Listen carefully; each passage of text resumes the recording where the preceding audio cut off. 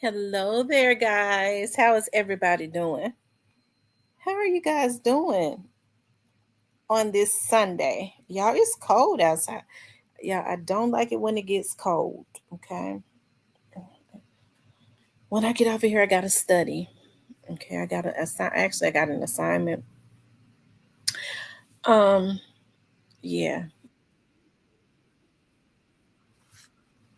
Let's see. So tonight, we're going to this afternoon, we're going to have Memphis's own Jessica Dime, star of Love and Hip Hop, join us to speak about her Dimes Giving Feast that she's having in Memphis. Okay, we're going to have Jessica to we're going to have thank you, Stephen. We're going to have Jessica to join in about 7 minutes, 7 8 minutes. But how is everybody doing today? I hope that you all are doing okay. Um, this afternoon, when it starts to get cold, it's always it's always cooler around the area that I live in, though. Um, but other than that, how is everybody doing? I hope that y'all have been enjoying your Sunday. You went to church today, even if you didn't. I hope you had your Sunday meal and all that good stuff. As we get ready to talk to Jessica, make sure you guys hit the like button. Please like, share, and subscribe. Okay. Make sure you guys please like, share, and subscribe.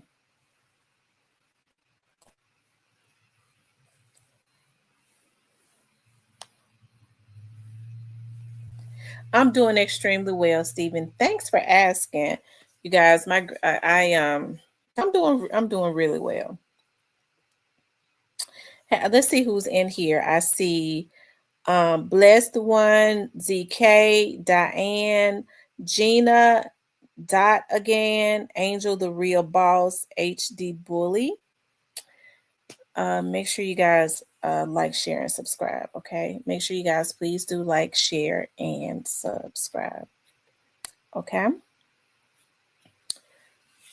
Like I said, I'm just getting my thoughts together. I'm excited that Jessica is coming on to speak about what she's doing for the city of Memphis. Hey, I think it is an awesome thing when you have, people that come from out of Memphis and they go on to like big platforms and all of that. As you all see, she was on Love and Hip Hop Atlanta, and now Jessica is doing her own thing. I forget what it's called. I'll have her to remind us because she says they're getting ready to have a second season of that. And but when she's coming back to the Memphis area, which a lot of her family is still, all of her family, if I'm not mistaken, is still in Memphis, and coming back to the Memphis area and giving back. Okay, and it looks like where she's giving back at is in the heart of South Memphis. Okay, so I'll ask Jessica what area but to me, it's not a North Memphis, South Memphis, East Memphis thing. Like, I think we're all one. Like, it's not just limited to South Memphis. Okay. I'm sure it'll be for everyone all over Memphis. That's why, when people was talking about a divide in North Memphis and South Memphis, I always said I never knew anything about that because I thought, I've always looked at Memphis, me and my eyes, and the majority of the people that I know, like, it's just Memphis. We're all Memphians, right? May come from different sides, but we're all Memphis. So, I mean, it's the same thing to me. So, you guys, make sure y'all hit the like button as we wait for Miss Jessica. I told her 5 o'clock, so we're about 4 minutes from that. I'm sure she'll be coming up in a minute. In just a minute. Yeah, I'm excited to have Miss Jessica. Jessica was one of my favorites on Love and Hip Hop Atlanta. Hey, even before, I'm gonna tell you something. Even before I knew that she was from Memphis, when I first heard her on Love and Hip Hop Atlanta, when I first saw her, when I was listening to her voice, I was listening to Jocelyn say, that they had worked together in Miami, and I was confused. I was like, she got a Memphis dialect. Like she's got a Memphis.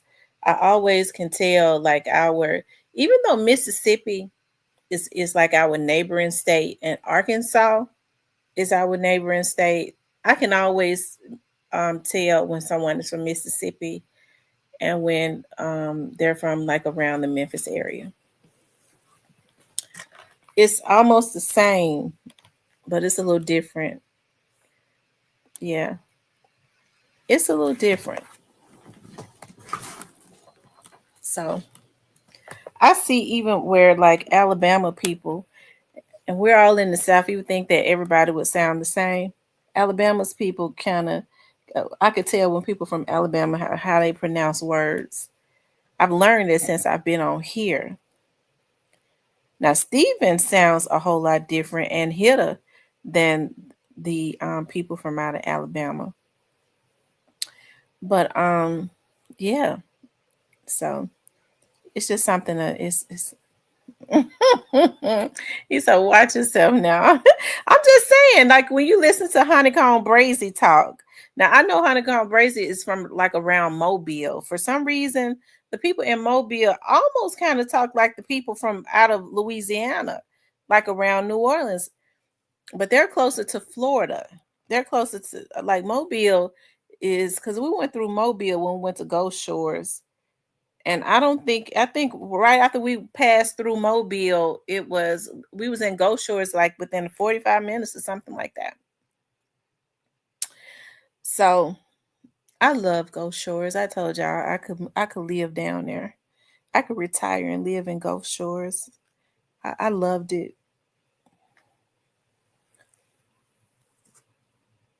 It's not too big. They put money in the city. I like going places where they put money in the city when they care about the city. Yeah.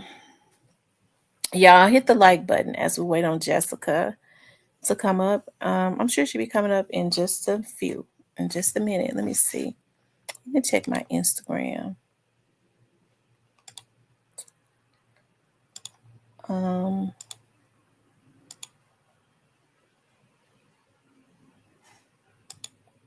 hold on.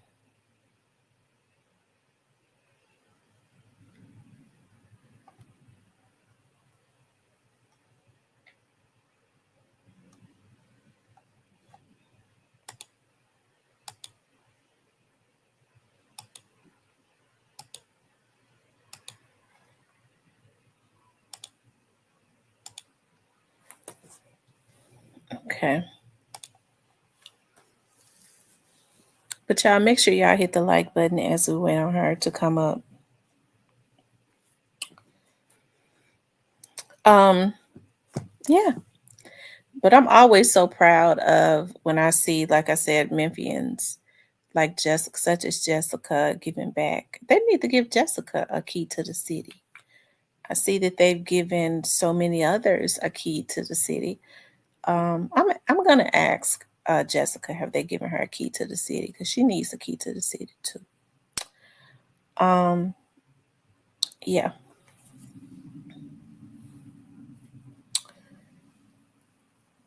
He says algorithm. That's what I said. Algorithm. Algorithm. That's what I said. The algorithm. Y'all run the likes up and make sure y'all share this live if you haven't shared it. Make sure you guys please do like, share, and subscribe. We would want for people to come out to the feast. Okay. We're gonna let her tell us what it's gonna be like when we come out there, what they're gonna be doing. Oh, he said I typed that before I said it. Oh, okay. It's getting colder and colder outside because I could feel it in my house. I could feel it. It's getting colder and colder. Hey, Miss Althea. What's up, the Alabama hitter?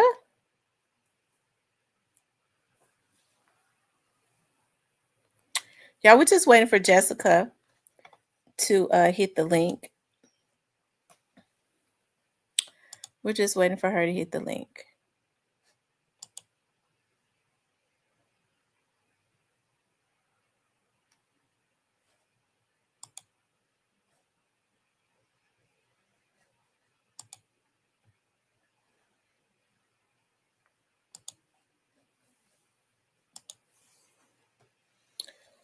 Um,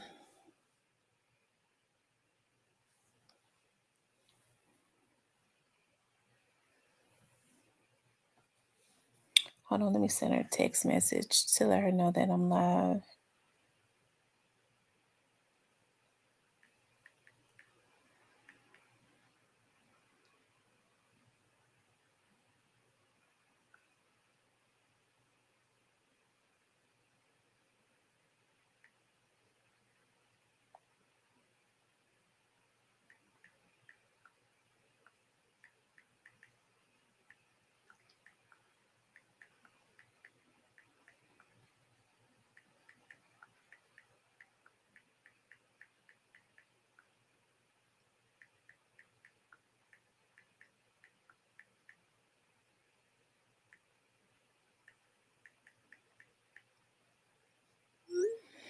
Okay, I just sent her a text message. Hey, Rage Against the Machine.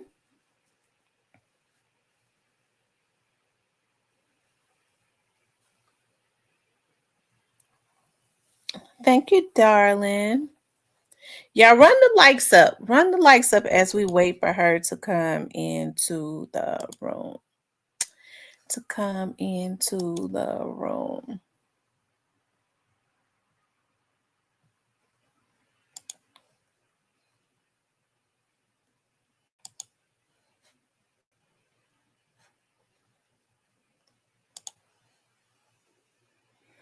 I guess we're supposed to sound like Alfalfa from the Little Rascals.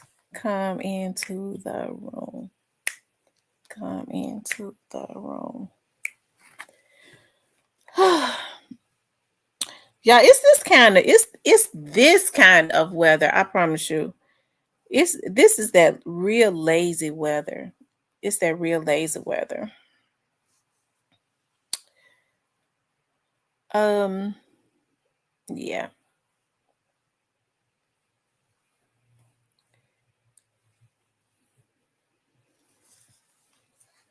Yeah, run the likes all the way up and share. Let me see something.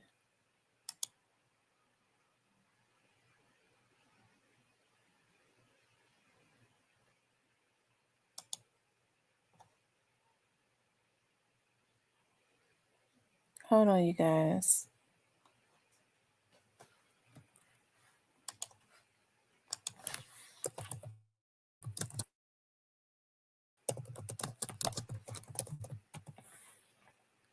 Hold on, y'all. Give me a second.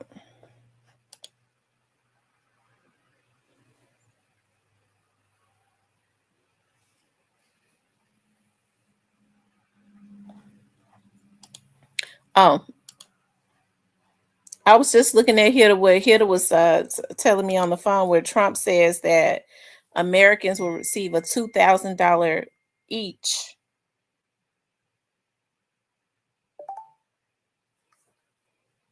Hold on, y'all.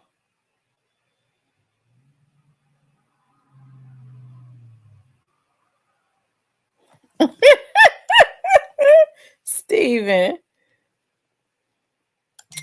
that Americans are supposed to. Oh, okay, wait a minute. She said she hit the link. Hold on. Let me send it to her again.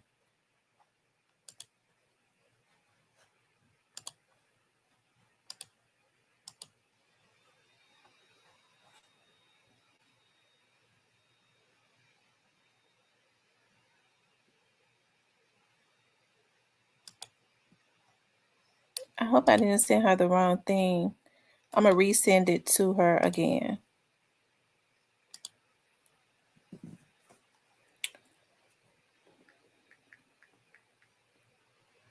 Now she may have to call in.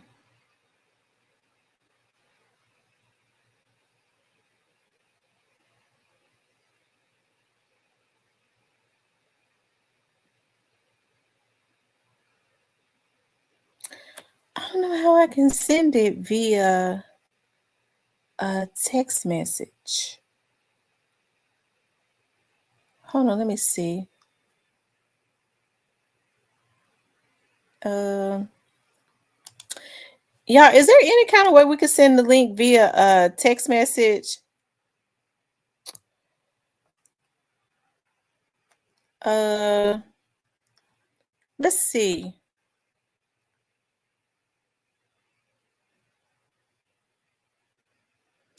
There is a way we could send it via text message.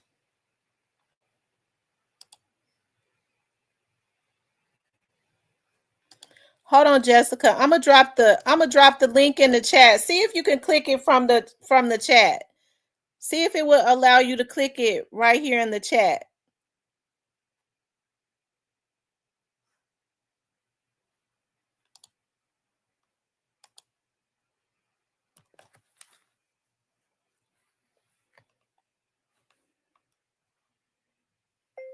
I just dropped it in the chat. See, will it allow you to click the link in the chat?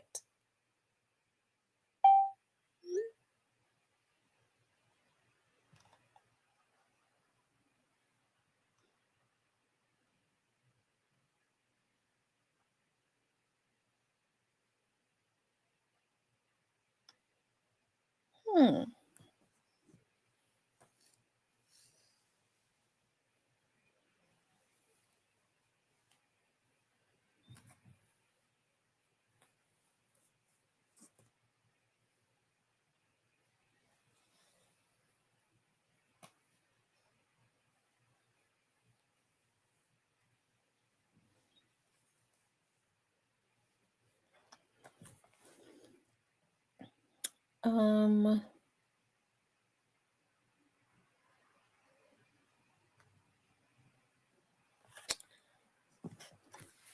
me see. I may have to do it like this manually. Let's see.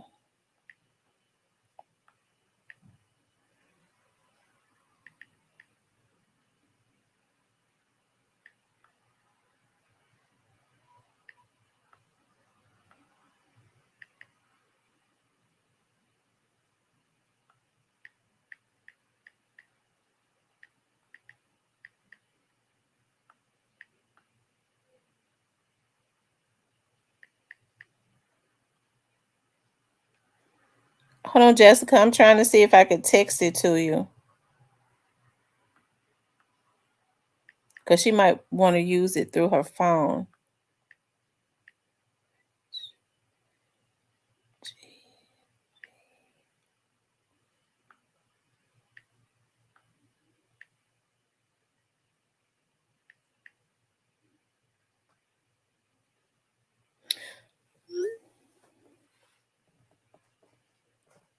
Okay, I think I was able to send it to her via text message. I just had to manually type it in. Okay, here she go. Jessica, allow it to use your microphone. Allow StreamYard to use your microphone so that you can connect. Because I see you're trying to connect and okay, there you go. Hi. Hey Jessica. Hey, Miss Sarah. How are you? Thank you for having me. I'm Look, glad hi. that you came on. Look, I'm sorry I'm late. I had a long night. I had to go to K Michelle's listening party for her country album. So, baby, that was a She long night. finally got the country. I'm so proud of her. Girl, when I tell you that album is gonna be amazing. It What? is amazing. Yes. We heard a lot of the songs last night. I'm sorry I lost my voice because I was screaming. But because I'm so proud of her. But we heard a lot of the songs last night. We got a chance to come and witness her do the finale for Housewives and perform. So I was just so excited to see another one of my Memphis sisters like doing it big. It was just so inspirational. So I I'm know just it. recovering. So is she on Housewives now? Because they was Hmm. talking about she was gonna join. She's on there, girl, making a big What? mark. Yes, yes, Oh, yes. I'm definitely gonna look at it because we Look, already I know said the K same Michelle thing. bring it. I haven't watched Housewives ever, but I will definitely watch it since she's on there. But yeah, that's why I had a long night. So y'all, please excuse my voice. You know how we are from Memphis. We get loud and country I'm and telling you, we get excited for loud each in other. country. Well, I'm so glad her voice is so versatile. She's able to do all genres of music. So I hope Yes. you all can do something together. I hope y'all do. Yes, that's my sister. I just, I let things take its course. But of course, she's one of my main supporters. Not too long ago, she brought me out on stage at her show. And well, it was, in at the stadium y'all use out there right outside in Mississippi. Right. The I know Landers. what you're talking The about. The Landers. Landers Center. Yeah, she brought me out at one of her shows and they went crazy. And I was at a point at that time that I was kind of questioning things, and you know how you need that Yeah. little pick me up. And she just called me out the blue. I think she just knew I was in Memphis and was like, "You want to come open up?" And I was like, "Well, yeah, I sure would love to."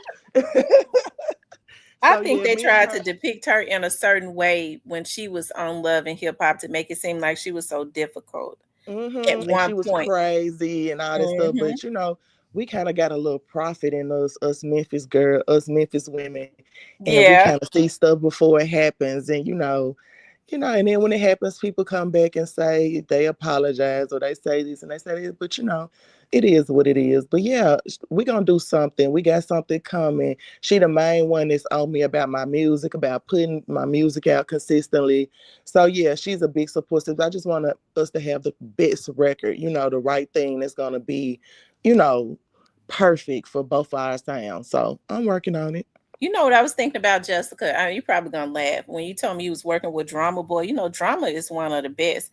I was like, Mm-hmm. I hope that Jessica and Drama Boy, because I'd be thinking about, because I was a major at Whitehaven. Mm-hmm. I was Oh, I like, was too. yes, I huh? was too. So I was thinking about, yeah. So but I think I'm quite a bit older than you. You're not in your 40s yet, are you? No, not yet. Almost though. I'm quite a bit older than you, but I was thinking about you should do like a you have Drummer Boy to do you like a like a drum beat, like something like off of that major red type situation, almost like a Mm, not quite a bounce song, but it's something about them drums. And girls, me and you are yes. using major red too, girl. Oh, I know that may seem crazy, but I'm just saying for like the women my age, we Yes. love that type stuff. Yeah, like almost like how Trina and Trick and them did Take It to the House a Yes. long time ago. Yeah. We actually going to the studio tomorrow. We got a film for Beauty and the Beats podcast. Shout out to Drama. We got a podcast called Beauty and the Beats. If y'all Shout not out familiar with it, please go and check us out. We try to be positive and bring people on to tell their stories and promote their new projects. So please check us out. We got a lot of Memphis artists come on. We got a lot of anybody from anywhere, because Drama knows some of everybody. I know some of everybody. So we just kind of get together and do it. So we're doing that tomorrow, and we'll be in the studio working on my project tomorrow to finalize it, because Drama is on me. It's kind of like different because I always been an independent artist, kind of making my Mhm. own decisions, and I still am.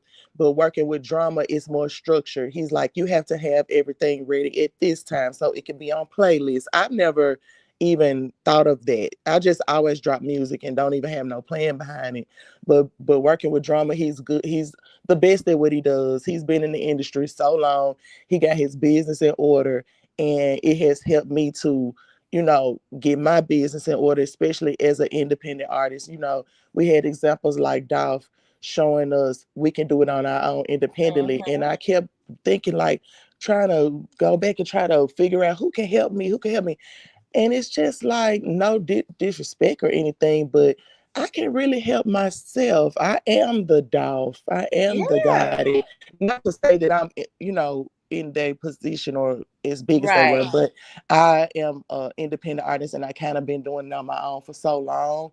It'll make more sense for me to sign somebody than for me to sign somebody to somebody else. So Right. that's been basically my focus. Like the girls from my TV show, I got records with them that I'm putting verses on to try to help them get their music out, for people to hear them because they're really talented. So I'm kind of Mhm. taking my own, Are they everything from into the my Memphis own hands. area? Some Are of the, them are. A couple of them are, and then a couple of them were from like South Carolina, places like that. So I'm just reaching out and doing whatever God put in my hands for me to do. that's super cool. I think that's a good thing because I want you to know how proud I am of you. And when, Thank like I you. said, when you first went to, I even told my mama you was gonna be on here. She might be on it, but she said, "Damn, gonna be on." Mother. I said, "Yes." Hey, Ma, if you listening, and I know you always talk about your girls, so I want to say hi to them and Thank your you. dogs because they Yeah, always in the background making noise, and your grandbaby. yes, indeed. So I am a fan. I do listen to you all the time. I'm one of those people. I like to ride and listen to YouTube and listen to you guys, kind of see what's. I like to keep my ear to the street. I like to listen to what you guys think about things that's going on and stuff like that. So I'm in the bushes all the time listening to y'all, you and Cypress and Alabama Hitter. Cypress got, oh my God, I gave him the name of Lust Demon. He gonna melt. He is hilarious. You said me and Cypress and who else? Alabama Hitter. Oh my God, he probably gonna melt. Yes, I love y'all's dynamic. I love how y'all join each other and talk y'all stuff. I enjoy it. So just it gives me a safe space. It gives me something to do and listen to. I don't care if I'm in the shower or, getting ready or riding. I always, if you come up, I'm subscribed to you. So I see your notifications when they come up and I join. So Yeah, you know what? I told my mom, I said, you have been coming in here, and I said, I looked at the name and I wasn't sure. And so when I started talking about the Memphis mayor and you joined in, oh I was like, yeah. I wonder if I was like, I wonder if that's the Jessica Dime from Love and Hip Hop. When I clicked, I was like, oh my God, and you just joining in talking just like a Yeah, regular person. That's when I said, are you Jessica Dime from Love and Hip Hop? you did. I'm like, yeah, that's me. That's me, honey. In here knows and want to say something. Well, I'm glad that you do. I'm glad that you have a love for your city I and do. giving back. That's that hey, I Yes. love it. The fact that you're giving Thanksgiving back. fest. So what made I know you at one of the times that you was in here, you was like, I gotta think of something. I wanna give back to my city. And you came up with Yes. something quick. I So came up with it quick, right? yeah, you did. You came up with it quick. So tell me about it. Okay, so I like a while ago, I did it was like years ago before I even had my daughter or got with my husband. So you know how long ago that was. But I Mm-hmm. had asked my dad is he works at Lemoyne on. So I asked him one time, could he help me put together a Thanksgiving situation. I had got with the Piccadilly on Poplar, and my dad got the buses from Lemoyne on, and we bused people from the Mission downtown to Piccadilly to, feed them on Thanksgiving. So when I did that, it was so many of them came and they were so happy. I mean, Moneybag showed up, Penny showed up. Wow. I thought that I was gonna have to, my dad was like, whatever, you have to pay, I'm gonna help you. I was like, Daddy, you don't gotta do that. I'm good. He was like, nah, I love what you're doing. I'm gonna help. So, but Penny ended up taking over the whole thing. It was like, nobody's paying for nothing. I'm paying. Wow. So I was like, ever since then, I kind of got after that, I started the TV thing and then I started my family and things like that happened so fast that I didn't even continue the tradition, which I should have. So everything that's been going on lately, I've been like in this spiritual journey. I've been cleansing. I've been trying to like just be a better me. It's for my Mm-hmm. family, for my kids, for everybody. So I was like, And then when I heard the SNAP benefits was going on, then the Yeah. National Guard in the city and people in an uproar and don't really know what's next, I was just like, let me revisit the Thanksgiving thing that I did a while back. Mm-hmm. And that's when I was like, instead of, like busing people, I like to kind of get people in one situation so that everybody can kind of enjoy each other, almost like a family reunion type vibe. And Yeah. I hit drama up because we got a friend named Visha from Memphis. And Mhm. I was like, you think Visha would help me organize like a Thanksgiving thing or something for us to give back to the city? And he was like, Visha help you. Hit her up till I gave you the number. And I hit her up and she's been on board with me since day one, like helping me Wow. with everything, like helping me come up with my ideas. Sometimes she'll call me saying something. I'll be like, I don't want to hear it. I don't want to do it like that. But she's so patient with me and she just so Memphis and ready to get back to. She has kind of like helped me and just taking it over with me.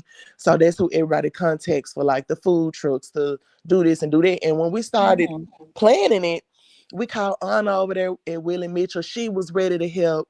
So she's been helping as well.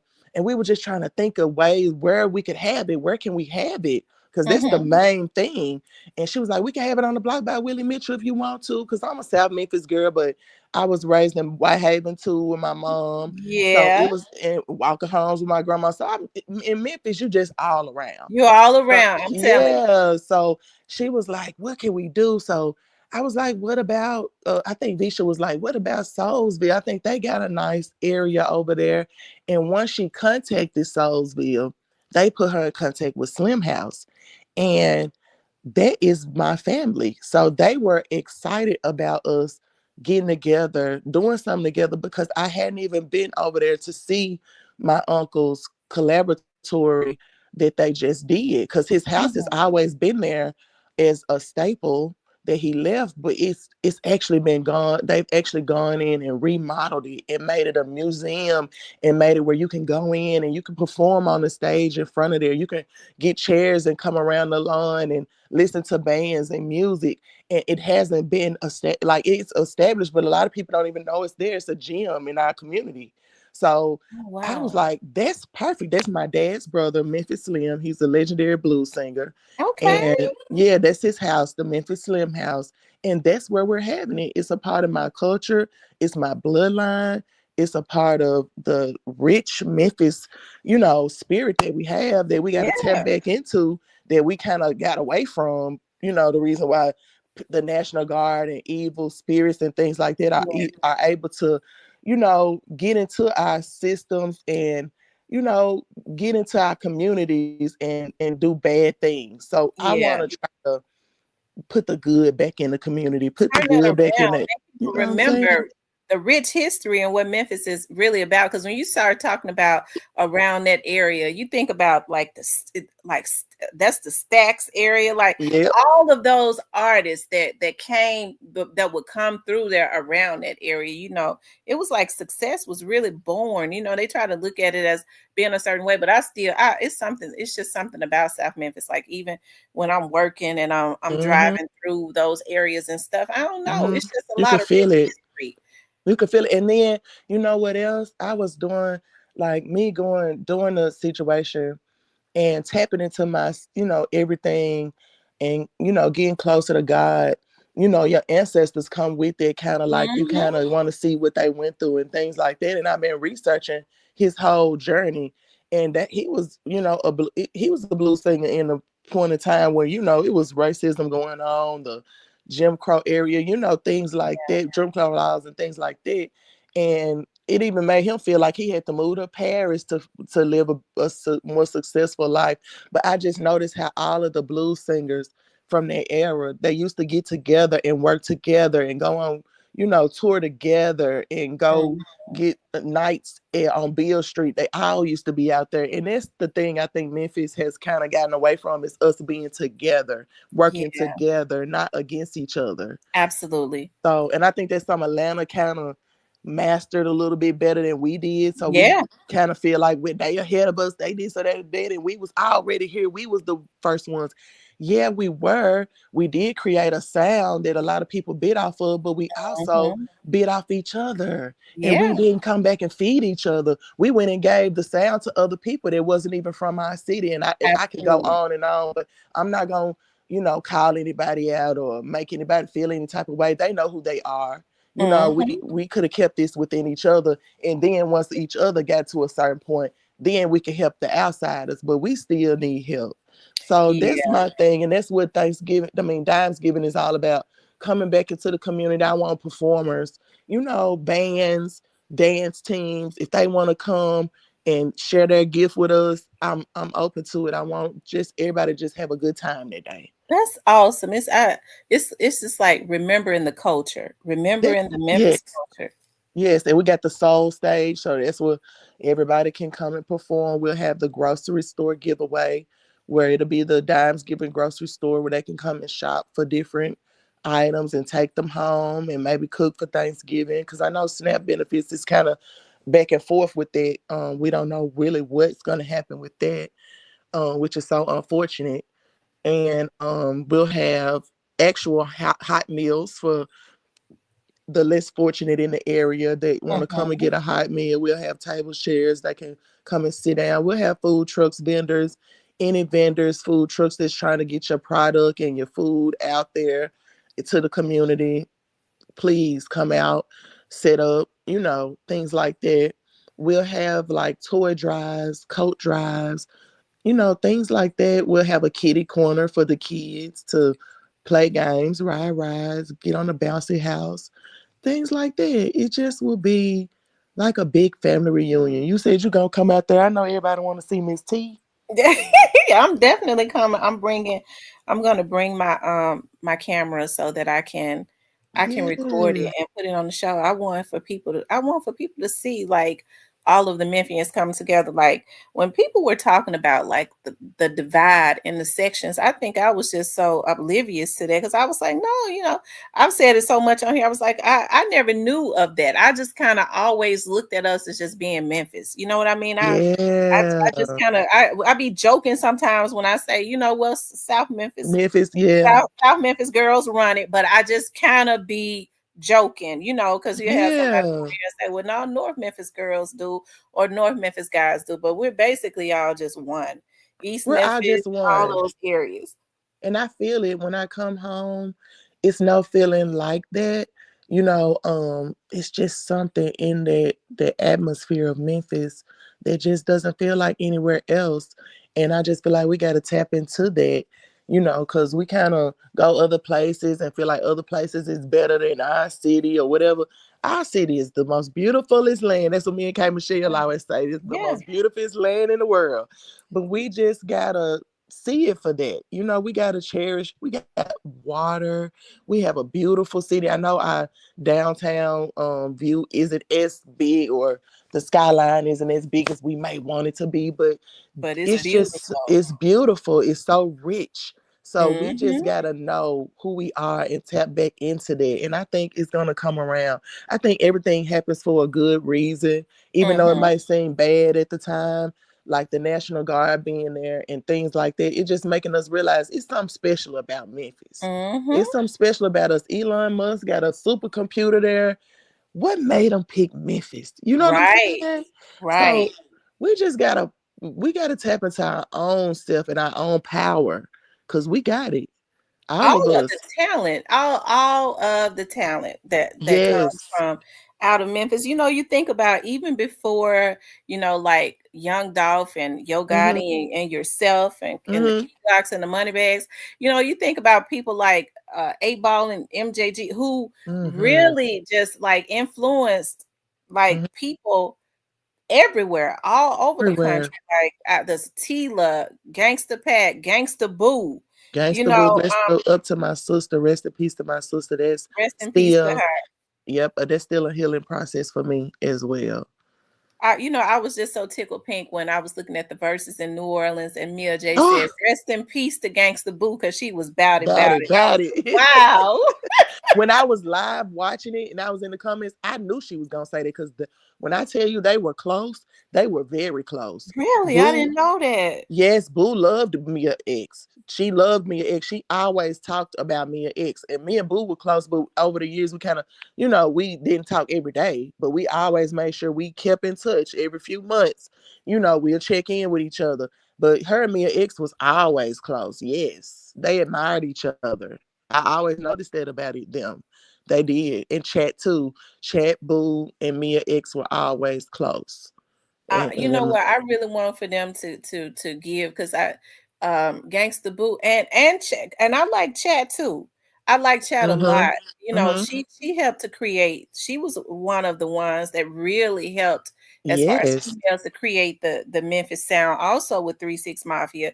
But I Yep. really want them to give my girl Gangsta Boo. She get the love, but they need to go ahead and give her even more love because We need it. I'm We need telling you, even more love. Like I just tweeted not too long ago. I just miss her. I just miss her. Like it's just her. I don't know if anybody personally that's listening ever got a chance to actually know Gangsta Boo, separate from her rap persona, but she was one of the sweetest people you ever want to meet. She oh my, always want everybody to link up. How you think I met Drama?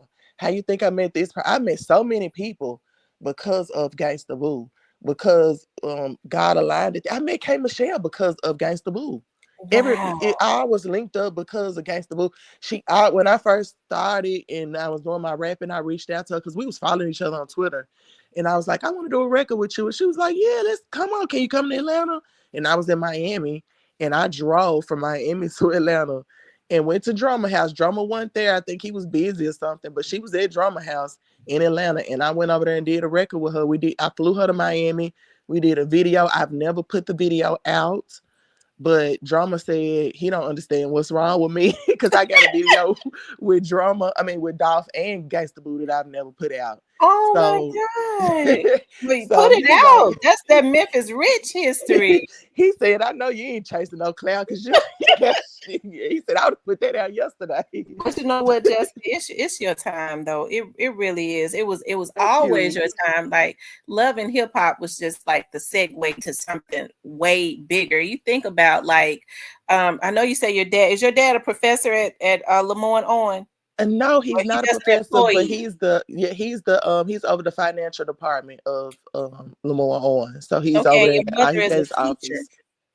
Hmm. Your mom is a teacher, Yep, and my I know mom. you Well, ended she's up retired liking. now, but she is a teacher. She taught at Hamilton High, White Station, places like that. She was the one when the ninth grade came to Hamilton High. She had the ninth grade academy, and she used to make them march around the school and hold books and stuff when they used to skip her class. She was serious. She was serious. And she used to be like, hey, you going on over to the school I go to. I'd be like, yeah, no, ma'am. I would not. I would not go to the school you teach at because for one, I would be into it with people about my mama, and for two, you ain't finna make me march like that. So, Oh, Jessica, you got him crying in here. Tamika said she got my favorite girl on here. I'm crying, man. oh, hey Tamika, you got to come to Thanksgiving. I keep saying Thanksgiving because that's really where I'm at from the heart. But you got to come to Dimesgiving Fest, Tamika. I really want to see y'all and just like talk to y'all and hug y'all and just because my husband, he been recently coming back to Memphis a lot because he's been helping with coaching and stuff like that.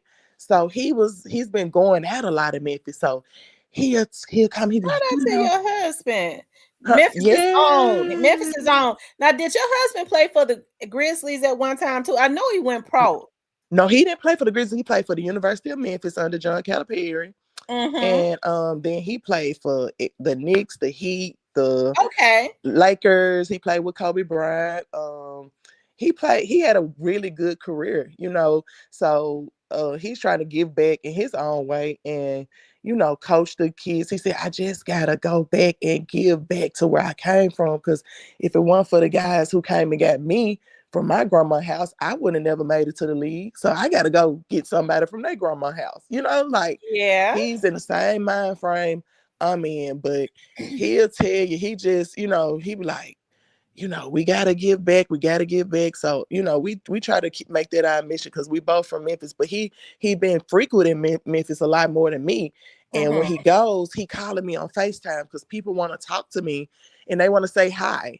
And he's like, everywhere I go, I can go nowhere and they don't know who I am. He said, I know I've already been known because of the NBA, but it's like just where Jessica, like it's like Yeah. he said they know. He said if we came back and just came back for a little while, I think it'll be crazy. He said because I can't go nowhere without nobody being happy to see me. So I was like, okay, I need to come back and put my hands and boots on the ground, put my hands on my people, and just enjoy y'all. Cause I miss just being home.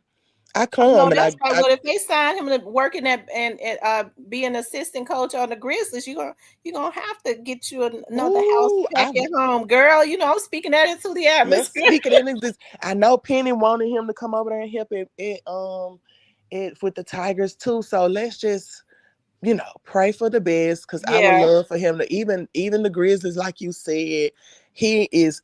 And I know us from being from Memphis, it don't matter who or what we were or ended up being. All of our backgrounds and our stories are not squeaky clean. that's Like true. That's true. we most of us that came up in Memphis went through something. Like it's not That's like true. we had a perfect life there, and it's like Mhm. people say you know, you could be middle class, you can be suburban, but you still from Memphis. Memphis is just Memphis. It's Mhm. not, it's like a big hood. It's no way you can just be, you can be, I know bougie Memphis people, but they even be hood. Like, it's They be no in the way, hood too. yeah, it's no way around. It's like a very rich thing. And I feel like I just want us to give each other some grace because we all kind of had to grow out of the environment we came from. That's true. And yeah, and I think that's been a lot for like people like me, Sean, K Michelle, and we had to do it in the front of the world. Yeah. Even Finesse 2 times, I'm looking at him praying for him. Finesse is so talented. Yeah, I'm praying for him, but that's what we go through, and it's Mhm. from Memphis, and I don't like how we kick each other while we down, or kick each other, or I felt like when I was like in the spotlight a lot, with the Love and Hip Hop thing and stuff, I felt like it was a lot of Memphis people that kind of tried to tear me down in a way, Mhm. and Wow. while I was there, it was okay, but I want to do the opposite. Like I want to see Finesse and say, Finesse, you got this, bro. Like Yeah. don't let this shit break you. Because I know you wanted it. I remember talking to Finesse back long time ago and knowing how hungry he was when Larry was managing him. So don't lose focus of that. You know what I'm saying? Mhm. Keep, He got the I talent to get everything back. Like Finesse has a not a distinct sound, but it's it's a raw. unique sound. Yep. I'm telling you, and I'm telling you something. When Finesse first got out of jail, and I saw Finesse, he signed with Universal or something, and he had Mm-hmm. all of those that paper in his hand. Those were he had been in jail writing. I promise you. Yep. I Yep. felt I was totally reminded of Tupac because that's exactly what Tupac Mm-hmm. did. Mm-hmm. And I mean, I want to see all of us do good. I just want to see, and I know this cliche and it sounds cliche, but I really mean that. Like from the girls to the men, I want to see everybody do good and excel and just be peaceful. You know what I'm saying? Just get Yeah. your money. Let's try to lift up the next generation and let's try to give back to our community and raise our community up because the National Guard wouldn't need to be there if we was doing what we supposed to do. I absolutely agree. And as I always try to say on this show, the way to the top is not off of stepping over the back Mm-mm. of your brother or your sister because you're building a sand castle. Mm-hmm. It's not gonna last when you do it like that. So I Thank think I agree with you. We got to get back to building solid foundations. Yes. Sometimes it may take a little bit longer, but at least it's solid. Yes, that's the whole point. It can't be broken, and that's what stands the test of time. Like, and that's why I mentioned Atlanta because I even noticed that. Like, I love Atlanta. Don't get me wrong. I'm enjoying it. I have enjoyed it. The time they have given me plenty of opportunity, and I appreciate it. But I also know I'm not from here. Mhm. You understand what I'm trying to say? Like Yeah, yeah, they look out for their own. You know what I'm saying? It's yeah, certain opportunities that I might be presented, but an Atlanta girl might be presented as well. And they're gonna pick the Atlanta girl. You know what yeah, I'm saying? Then that's yeah. okay. And that's what they're supposed to do if there's, unless I'm, don't do it if I'm more deserving of it and I really deserve it talent wise or whatever. But they just look out for their own and I want us to be in a And I was gonna position. say, and we got to start doing the same. Exactly. We got to get our city in a position to where we can do the same thing. Like we got some big people came from our city. We got Elise Neal. She's big. Yeah. That's a staple in the acting community. Yes, she is. So she's doing stuff to give back. She told me about a acting school she's doing down there and a thing she's doing to bring back awareness. I think they're doing some type of studio or movie. Really? Yeah, they doing some big Wait a stuff minute, is coming that what up. they're doing? Like in Whitehaven across, they were supposedly gonna do some type big studio, almost similar to a Tyler Perry, across from the Yes, Whitehaven Walmart. yes, it's supposed to be. Yeah, that's supposed to be. That's been in the works for a while now. Yeah, So things like that is what we need, so we can start making some of these decisions and moves and making our families and stuff better, and our generations and to create come. generational wealth. Yeah, we shouldn't Absolutely. have to go run into Atlanta to shoot anything. We should be able to shoot right there where we are in Memphis. We got plenty of land. We got plenty of beautiful space opportunity and beautiful people. We should be able to film there as well. We shouldn't have to run anywhere else. So I think that's what we are. I think that's what everybody's kind of getting the perspective of, and we're trying to put things forward to do that. So I mean, I think it took a lot. I mean, it takes a lot, but it can be done. It can be done. I feel like the atmosphere I feel like the atmosphere is changing. Me I just too. do. I feel like because when you think about even like people that hey, I learned recently, Aretha Franklin is from Memphis. She's From the Memphis. queen. Mm-hmm. So a lot of this city, God bless this city with just a lot of talent. A lot of talent, a lot of talent. And if they're not directly from here, it's some descendants or something from here. Because you got to think Hmm. Memphis is the hub, is a hub city. Yeah. Like back in the day, if a city was on the river, everything came through there. Hmm. So that's like I said, the most beautifulest land in the world. I love me some Memphis. It's my heart and I love Memphis. I love y'all. And I just want everybody to know that if they need me, I'm trying to come back and help out whenever I'm needed. And I feel like it's a purpose behind it. I got my foundation. I just started Keep the Change Oh Foundation. my God. Yeah, so that's for single mothers and homeless people because I can relate to both. I have been raised as a single mom home, not taking anything from my dad, but from for a while it was just it was me and my mom. That's a single parent home, but he was Hmm. once he got himself together and came back, got out of jail and things like that, he was never missing. But it's just I Hmm. still was in it's just me and my mom. So Yeah. that's something that I felt like needed to be tapped in and nurtured. And then the homeless community. I have been homeless before, not long periods of time or anything like that, but I have experienced it just, Hmm. in the wake of moving around and trying to figure out what's next. I Hmm. always had a house or home to come to if I wanted to come home to Memphis. But sometimes you might have been I was maybe been embarrassed to come home or felt Hmm. like they might look at me a certain way. I thought you was getting money, da da da da da, and fell deep into the despair of being homeless. And it took certain people and and praying and God to get me out of there and take me to my next miracle and my next blessing to get out of there and never return. So I want to give back to that part of it. The Yeah. How just did you end up on Love and Hip Hop? okay. So I was living in Miami and I was dancing and I started rapping. Like a few months into rapping, Flow Rider. I don't know if you ever heard of Flow Rider, but Yeah, Flow okay. Rider. Yeah, he reached out to me and I probably hadn't been rapping number like 6 months. But before that, I was really known from being in videos. And when I went to Miami, I was dancing in the club and they felt like I looked like Trina. And all the Miami people used to tell Trina about me. So it came to a point where she actually came in the club to see me and met me, and we've been friends ever since. So I Hmm. kind of had like a reputation down there. They love Memphis people. I never like they were so good to me down there. Like they just embraced me. Like they love the countryness. Even my other friend Kim that's from Memphis, they embraced us like in down Hmm. there. So when I started rapping, I guess he heard about it and he asked me would I sign with him. And I signed with him. So that kind of had me on the radar of people in the industry. And then I was cool with Jocelyn because Jocelyn worked in the club with me.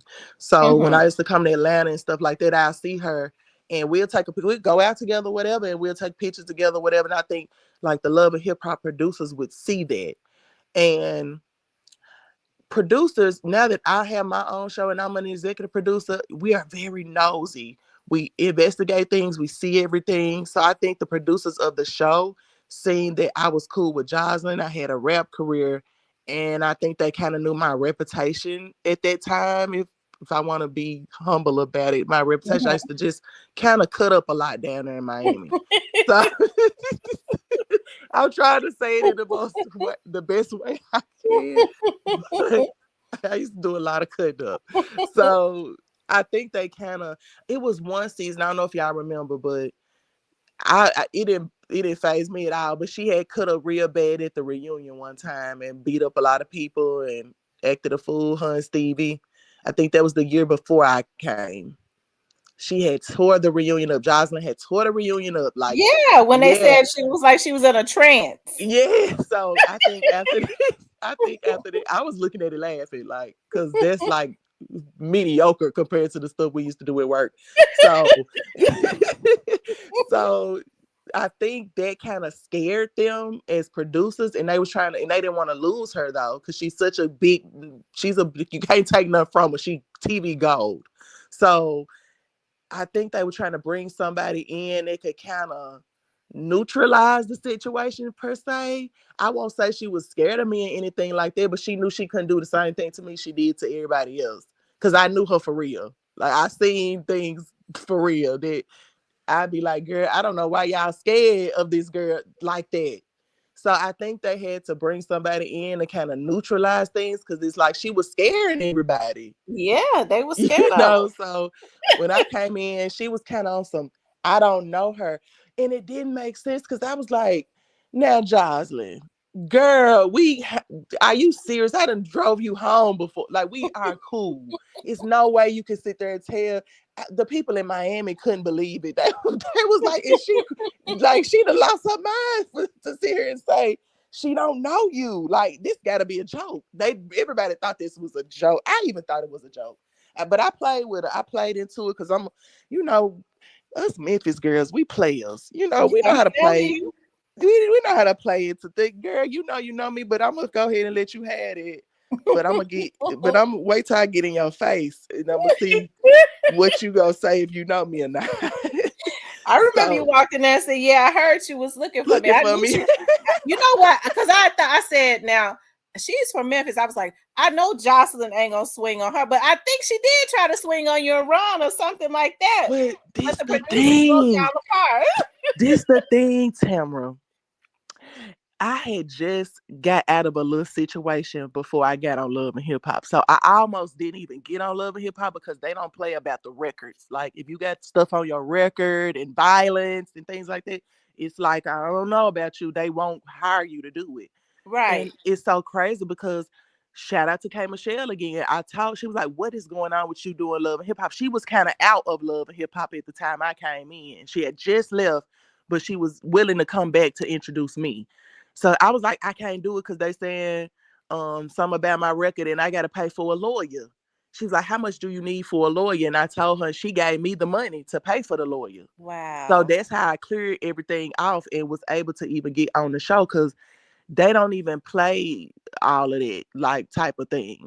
You know, so what was we talking about that made me tell you that I lost my With train of thought. Jocelyn swinging on you? Oh yeah, so they told me on like they used to tell me once they hired me, Jessica, like Dime, you absolutely cannot fight. You will be fired if you fight. You cannot fight. You can try and throw a drink or throw something, but you can't swing or fight anybody. But when I sat up and thought about it and looked back at the situation, they was doing it for her. You get what I'm Yeah. saying? Because Yeah. they knew that if I knew I could really fight and wasn't gonna lose my opportunity, it was gonna be bad. You get what I'm saying? Yeah. So they neutralized it. They made it easier for her to deal with me. Cause that was their star. It didn't come to Hmm. me till years late. It didn't come to me till like a year or two later. I was like, they was lying. I could have fought if I wanted to. Dang, like She cause stayed fighting. right, I fought after that, and they didn't make no. They fined me a little bit for it because they said it was so bad they had to edit it to make it look okay for TV. But they did fine me for it, but I didn't get fired for it. But they had me Right. thinking all that time, my first season, that I was gonna get fired if I fought. So that's why I never really tried to actually fight anybody. I threw a drink and went away or did something like that because I didn't want to be fired because this was a big opportunity to me. I'm coming off of dancing, being signed, asking to be released, not knowing what's next, and then they calling me for an opportunity for Love and Hip Hop. I'm like, damn, I can't act a fool. You know what I'm saying? So they kind Yeah. of had me right there. So that's why in that scene I came and I picked, instead of swinging on her, I picked up the money and threw it back at her because that's the only way I could think to fight back without actually fighting. You know what I'm saying? Her ass was moving along though. She was, baby. She didn't try you like she did Carly Rae. No, we actually end up getting cool after that. And I was at the, if you look back when she exited out of Love and Hip Hop and she told them she was quitting, she wasn't coming back no more. Me, Stevie, and Melissa was the only people she was even willing to have a conversation with at that reunion. So we ended up cool. You know, we ended up cool. We ended up cordial. We didn't have no problems. Jocelyn, she loved me, honey. She knew what was up. She loved me. Was her show has been a big hit. You know, she's gone Mm-hmm. on and did. I remember when she first came in and how, you know, but I guess Steven knows TV. You know what I mean? Oh Like yeah, for he sure. knows TV. So he knew what to do to get what he needed out of that. But Yes. Jocelyn has gone on to greater things because I think her cabaret, they take that on the road. And what you're Yeah. doing is similar to like what Monique did with remember Monique had a show called Charm School. yes. Mm-hmm. Do you Except think for that I'm show is tapping kind of into similar to that? it's kind of similar to that, except I'm tapping into their talent too. I want them to have an out. Like, you know, dancers, I don't want them to think that that's all they have. You know, like it's gotta Mm-hmm. be something else that you have that you're good at that we can tap into, whether it's a business or, you know, can you sing? Can you dance? Can you rap? You know, can you do hair? What business idea do you have? Can you cook? Maybe you could start a restaurant. So Mm-hmm. I was trying to help them tap in because that's what happened with me. I was dancing and then somebody came to me and was like, have you ever tried to rap? You could be a rapper. All you do is rap the songs. You don't really dance like that. You know, it was somebody else seeing something in me that I didn't see in myself. And that made me step out of the club because once Flow Rider gave me the contract, my agreement was that I had to stop dancing. I had to hang up my dancing shoes. And now I'm on the live with Tamara. Oh, okay. I'm doing a live. This my husband, Tamara. Tell him I said hello, and I'm so proud of him. And I'm hoping that he become a coach for either I said the Grizzlies, but I mean I love Penny too. So I mean if he go over there, I'll be okay with that too. But tell her don't I be listening to her every day. Oh man, for shit, so long. Years. And don't you know she just came into the chat? Like she was just in the chat one day. Like she had been coming into the chat. I didn't even know it was her just talking. And then when I started talking about the Memphis mayor, and she had an interest in that, I was like, I wonder if that's the Jessica Dime that I just happened to ask her randomly. And she was Man, like, she yeah. been I was like, following you oh my for God, she never years. said nothing. Yeah, she told me, she said she from Memphis. She from Memphis. I'm like, all right. She acting like she know you though. And I'm kind of find out about some years. I'm like, you don't know this lady or nothing. You listen to this lady every day, all day. She's like, yes, she good. I'm I gonna come told get him like Jessica, I said Jessica is such an inspiration because she talk about like going from like the club to getting on Love and Hip Hop, and she really was like the star because you know she was when she got on there, and then you all brought your love story on there. That's extremely inspirational, and especially with you coming from Memphis and all the successes that you've had, like as an NBA player and all of that. I think Jessica's story and your story really inspire people. That's why I told her, she's like, well, my husband been coming to Memphis quite a bit. I was like, yeah, because I want him to sign with either the Grizzlies or the Tigers to be a coach or something like that. So and then you will have to move back to the city.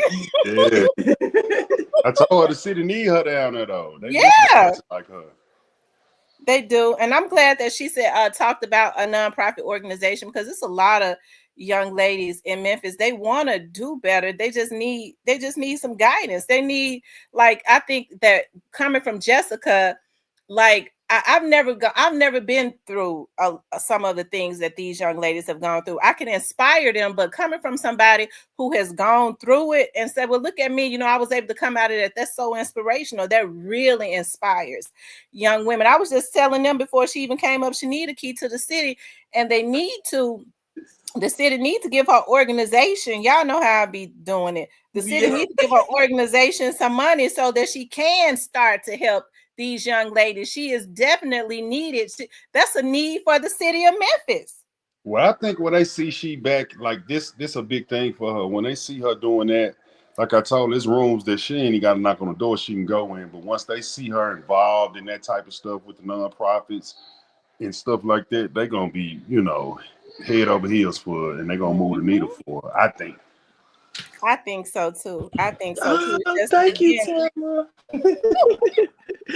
Thank you so Jessica, much. Paul Young. I know a lot of people how they feel about Paul Young, but I've always said, because I like people, I don't talk about them, okay? And so I Mm-hmm. said, well, I go to church. I go to their church. I've gone to their church forever. Like, I've left and went back, and they've always somehow Jessica went out.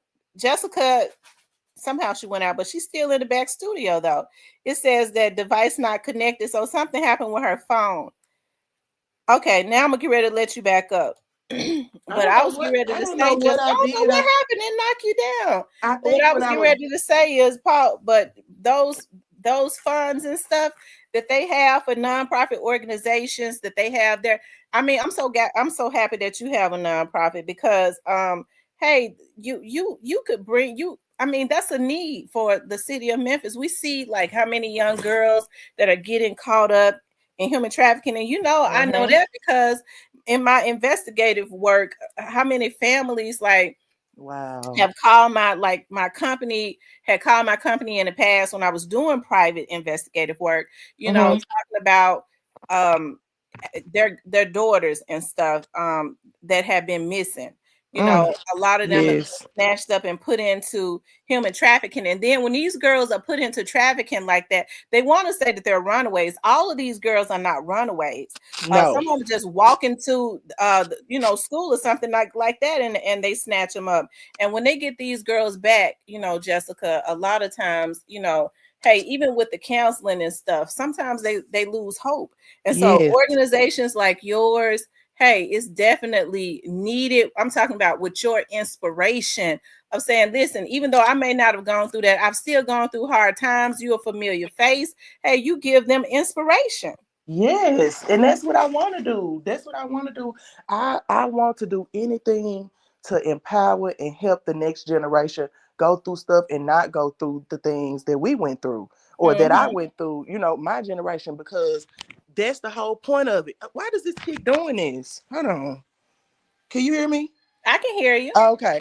Yeah, that's the whole point of it, and I feel I wish I would have got started a little bit earlier, but me having my kids really made me see, like, wow, it ain't just really all about me. And I just recently did a show on called Plastic Surgery Rewind, Hmm. and I'm not gonna lie, when they approached me about the show, it was really all about me getting some money to do whatever I was gonna do, and Hmm. see if I was gonna do the surgery or not. But when I actually went in there and did the show, it was more so a surgery on the inside. Like it felt like I was able to really understand the logic behind the thing, some of the, not everything, but some of the things that I've done. Not in a bad way, just me coming to terms with I have been influential and I can change the trajectory of what I may have influenced girls, or I'm not gonna say I influenced them to do the dance, but I just want to make sure I right any wrongs that I may have done. If I may Mhm. have made somebody think, oh, let me dance too, or da da da da da, or if it may have seemed like I was glorifying something, I want to make things right. So they can know ain't nothing wrong with doing what you're doing, as long as you have class and morals to what you're doing. But I Right. also don't want to glorify anything either, you know, Right. but I'm not showing you either. We can make something out of nothing. That's what we do. So Mhm. that's all I really been trying to kind of accomplish personally is dealing with being an influence, dealing with the influence I may have had in the past on people or on girls in the past. And I just want to make sure going forward, I know I ain't perfect. I ain't trying to be perfect. I'm that Memphis still gonna come out now. But I'm gonna try my best to be a good example as much as I can. Yeah. And I think the mere fact that God took you from one place and brought you all the way to where you are now. And then, I mean, your humbleness, like even just being on my live, you know what I mean? Another Mm-hmm. Memphis girl, and not saying, well, I'm, this, and no, like just the humbleness of it. Like I feel like doors are consistently opening for you Yes, ma'am. because you touch and you bless other people. Like I said, when I saw you on there, Jessica, she says my favorite video was Jessica Dime is with Swag Jag. Pull up. That's another Memphis girl. Pull up. When I tell you, there was a girl. I came home one time to do something with Swag Jazz. She was like, "Dad," she called me her godmama, and she was like, "Mama, will you come out with me to my show?" I said, they ain't gave me no money, but I'll go ahead and come. So I went on to the show, and she's performing, and then they play Pull Up, and I was like, she rapped it, and I was like, oh, okay. And I'm looking, I was like, I know she finna make me rap my verse. So she came over there, she gave me the microphone. I got it on video. I'm gonna send it to you when we get out live. Do you know I couldn't even hear myself rapping my verse of that song in the club? They was rapping every word. And I was talking so much mess in that song. They had no. Jessica, somebody in the chat named Mac E said hello. Hey, is which Mac Eric is that? Mitchell said, hey, Lola, little brother Mac E. Ah, okay. Hey, E, how are you? He is something else, honey. Yes, that's Boo brother. Um, Oh, and that's Boo's brother. yeah, Okay. that's Boo brother. E, yeah, E something else. Let's just say that's Gangsta Boo brother. But So shout out to E, shout out to Fuller. How y'all doing? I know they on there listening. If E right there, Fuller I don't know why it keeps okay. Something keeps knocking her on down. around, it can't. When I move my phone around, it kind of Oh, messes okay, it up. knocks you down. Mm-hmm.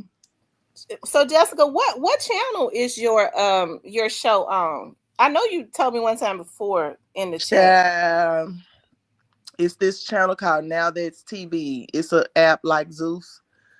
Okay. So they are. When I first went over there, they was new. They was like maybe a year old or whatever. Um, and you know, I feel like things didn't get handled accordingly as far as the ending of my show, rewarding the winner of my show, and making that situation right. But it is on Now That's TV. Y'all can watch it on there, season 1. But season 2 will be somewhere different. And I'm gonna just say this season 1 probably will be somewhere different soon as well. But I'm just praying to God about that. Mm-hmm. Yeah, because the Mint was viral. It was on Sundays. It was a show where they was watching Baddies, Jocelyn show, and my show. And I don't know. I don't know if it was maybe too much for the network beginning off, because I still had to be paid a certain amount every time a certain amount of people watch it. Mm-hmm. And things happened, and we kind of had a disagreement. So I'm still in the midst of trying to figure out what's going on with that. But if you want to go watch it, it's on Now That's TV. the Okay. actual show. And people watch it and they send me clips of them watching it and stuff like that. But I feel more comfortable when it's back in my arms and I can kind of put it where I want to put it. Yeah. So Yeah. yeah, that's what's going on. And I mean, and I, my journey is far from complete. I never, the way I've moved around, I never knew what my next move was. I did go to college and do stuff like that, and I didn't finish and stuff like that, but I've always been afforded and been blessed to have opportunity after opportunity after opportunity. Just when I thought I wasn't gonna have nothing else, something always presented itself. So, I told my husband one day, I was like, you've been tall for a long time, and when you got to a certain age, you knew pretty much what you were gonna do in life. You knew once you picked up that basketball and you was over 6 feet tall, you knew you had a good chance of going to the NBA.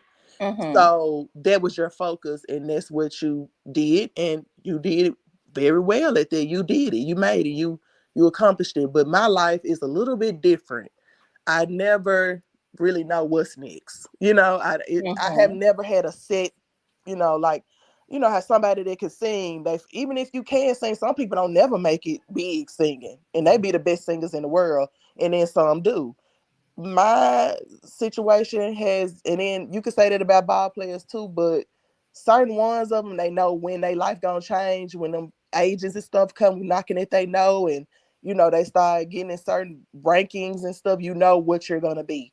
My life has never been planned out like that. I never know what's next. I never know what God gonna do for me next, but it always be bigger than the time before. So I'm Mm-hmm. just going with God, riding the wave of what I have next, and I know whatever it is that I do next is going to be bigger than before. So I just am waiting on that, and I just keep moving forward doing my music because there's something that I probably won't ever stop. I mean, I'll probably be old and gray still writing music, but that's all. I'm just focused on music. I'm doing a project with Drama, The Beauty and the Beats. I'm filming and preparing for season 2 of my show. Dimesgiving is my focus right now. Just get my foundation up and going so I can actually really make some changes in the community. And my kids and my family really just preparing for what's next because I know, like you said, I feel it. It's my time to just really make Mm-hmm. a difference. So that's what I'm on a mission, and I'm gonna And I do think it. you linked up with the right person because I think you're a drama boy. Get ready to hit a lick. I'm Thank you so, so much. And we so excited about it. Like we start tomorrow, like on the project. We already work out the time, but for us to solidify, okay, me and you just gonna do a project, just me and you. And for us to just solidify that and start on it tomorrow is huge. So, I mean, nobody else's beats are gonna be on this particular project that I put out. It's gonna only be me and drama beats and me rapping or mhm. singing. I might do a little singing here and there. I don't know. I'm creating and I'm in a good space. I'm so happy. I'm blessed. I got good friends, good family, husband, A1. I can't complain, honey. I am Okay, blessed, Bonnie and Clyde. Okay. baby. Okay. So, and my husband don't do music and stuff. That was never his field. So he don't mind me getting help from drama or this or that. Actually, the reason why me and drama linked up is because Sean invited drama to my birthday party a few years ago, and me and drama just ain't separated since. We done just kept coming up with stuff to do with coming up like we done did the Beauty and the Beats. We did this, we did that, we did songs together. So we Did about drama to did drama ever do beats for young Dolph? Did he ever work with Dolph? he did work with Dolph. I think he did a couple of with Dolph. Dolph was I'm trying to think, what did drama do with Dolph? He did a big one with Dolph. Trying to Because think. now I I gotta know look he it did up. a song with Gotti, that "What Up" song. Oh That's one of yeah. the ones I really love. What up? What up? Yeah, What up, that's Memphis? Yo, still. what up? Yep. What up? What up? Well, he did 3 6 in that song. I remember that. Well, he Yeah, ain't dissed them, but he said her G ain't yeah, like me. you But did. yep, I remember that. That's that's I kind of that's I one be of the ones confused. he got. That's one of he got two that I like. That's one of them. And see, I didn't know until Mr. Ian told me that Drummer Boy was the one that did that beat. It was the beat Mm-hmm. that made the song. Drummer did a lot of beats that you would Hmm. like. So many Jeezy beats you think of Tip Ti. He did Really, he a lot of worked with Ti. Jeezy. What? Oh my God, that's Some what. of Don't you know Jesus' Jesus biggest gonna be in records. Memphis? Don't you know Jesus gonna be in Memphis? The dentist, what's his name? The dentist that always throw the extravagant parties. His office is right in the same building. You know what the First Memphis Plaza is? I know Mm-hmm. you know in the Whitehaven area. Okay, Yeah. his office is right above my Derek Payne. Uh, Oh yeah, that's my daddy he's gonna friend. be at Derek Payne's next month at Derek Payne's event. Jeezy. Is he performing? Yes. Oh yeah, I might come to that. I Yes. might come to that. I ain't gonna lie. That's my favorite rapper, so everybody know that. Like, and Jeezy is a 100 guy too. I met Jeezy a couple times. Jeezy is super cool. Um, but yeah, that's somebody I would want to interview on our podcast too. Is Jeezy. But yeah, Drama got big records with Jeezy. Wow. I Yeah, didn't know that. Drama Boy. Look it up. Look up Drama Boy and Jeezy. He got a couple of with Jeezy that was big records. Put On for My City was produced by Drama. What? Yes. Yes, that's a drama beat. See, I didn't know that. I put on for my city. That is drama. Wow. Yeah, that's a drama beat. And Yes, see, they ma'am. need to they need to I hit give him up Drama his about props too, because Drama that has really he that is Jeezy, really bitch, dropped I'm some hot beats. amazing. Look what I'm blazing. Drama did that too. That's drama beat. That amazing by Jeezy. That's drama. Uh Waka beat. What's that Waka song? Everybody like. Know the way you're moving, got me in a trance. DJ, turn me up, ladies, it's your chance. No, no, no, no, no, no, no, no. Do it with no hands. Drop it to the floor. That's drama beat. Wow. See, I didn't even know Yeah, that. yeah. Drama Shout out got to some Drama crazy. Boy. Drama That's got a why I wanted crazy to know if he had done discography. actually did some beats with did some songs with Dolph, because you know my chat that we real big Dolph lovers over here. I'm trying to think, what did Dolph and Drama do? Now, Dolph and Drama was cool, so they did something. They did a few things together. I think Dolph was on Drama Welcome to My City tape. Okay. Yeah, they worked together too, cause Pat still be around. Pat, who used to engineer for Dolph. Yeah, just look it up. Okay. I don't know what all Drama did for Dolph, but he did some stuff for Dolph too. He do stuff for everybody. He like a Memphis ambassador. Like he never is with nobody being against each other. He like Hmm. Boo, like how Boo was. Like they always want us to work together and they always trying to link us all up and stuff. Always trying to help. Like I never know Drama one of the people that just ain't got a bad bone in his body. Just a good guy. Yeah. Well, Yep. that's good. I Talented.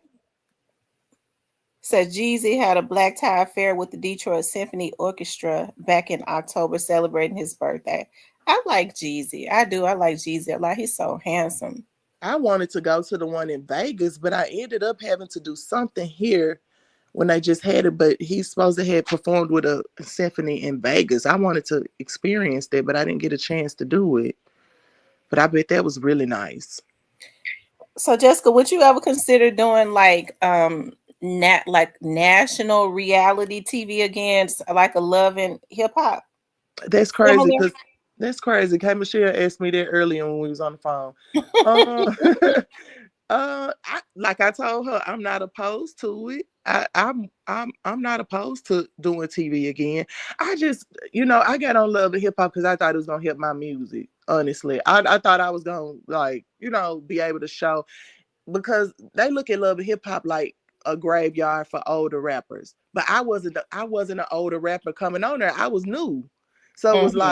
it was like the opposite. So I would want to approach it differently maybe if I got back on a national reality show, but I definitely would do it. It's fun. I love TV. I'm good at it. I've even got into my producer bag now. So yeah, I think TV. Uh-oh.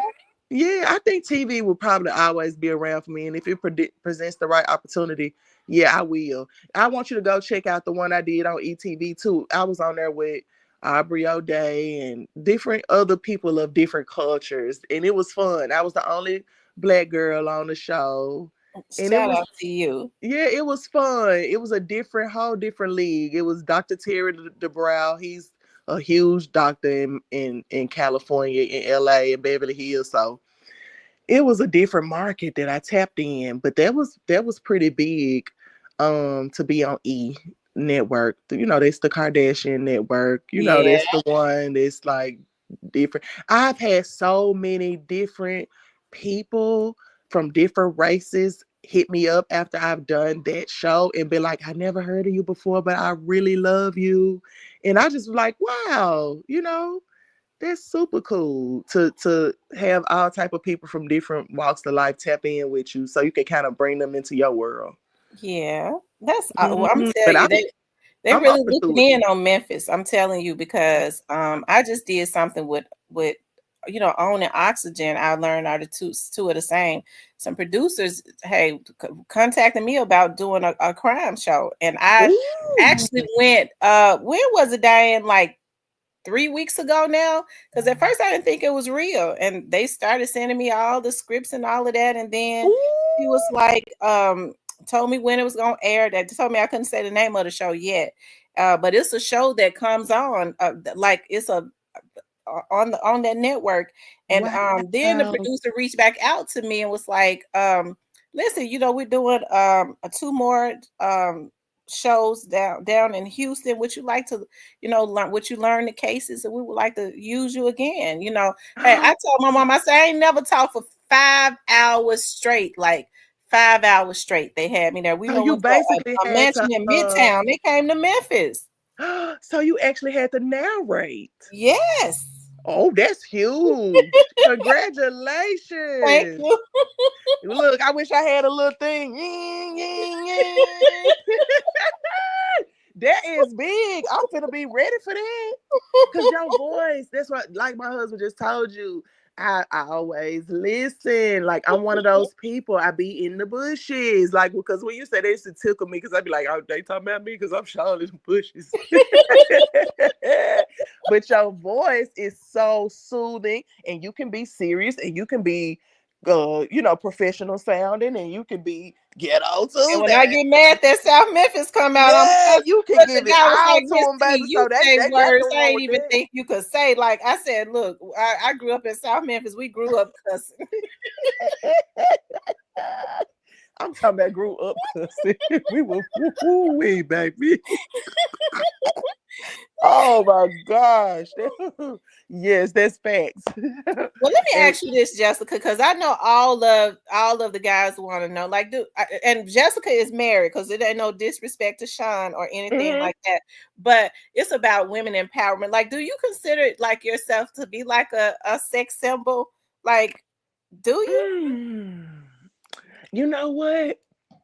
I would say probably so. I would say I've never had to been put in a position where I had to be made sexy. It kind of just oozed off of me. It's just in me to be sexy. So Mm-hmm. yeah, so yes, I would say so because it just naturally just has been sexy. Is just me. I just love sexy. It's just Mm-hmm. always been a feminine thing. Even though maybe younger, growing up, I probably was a little tomboyish here and there, but I'm very feminine, very want to wear heels everywhere, nails done, very sexy, very shape. I've always tried to keep myself up.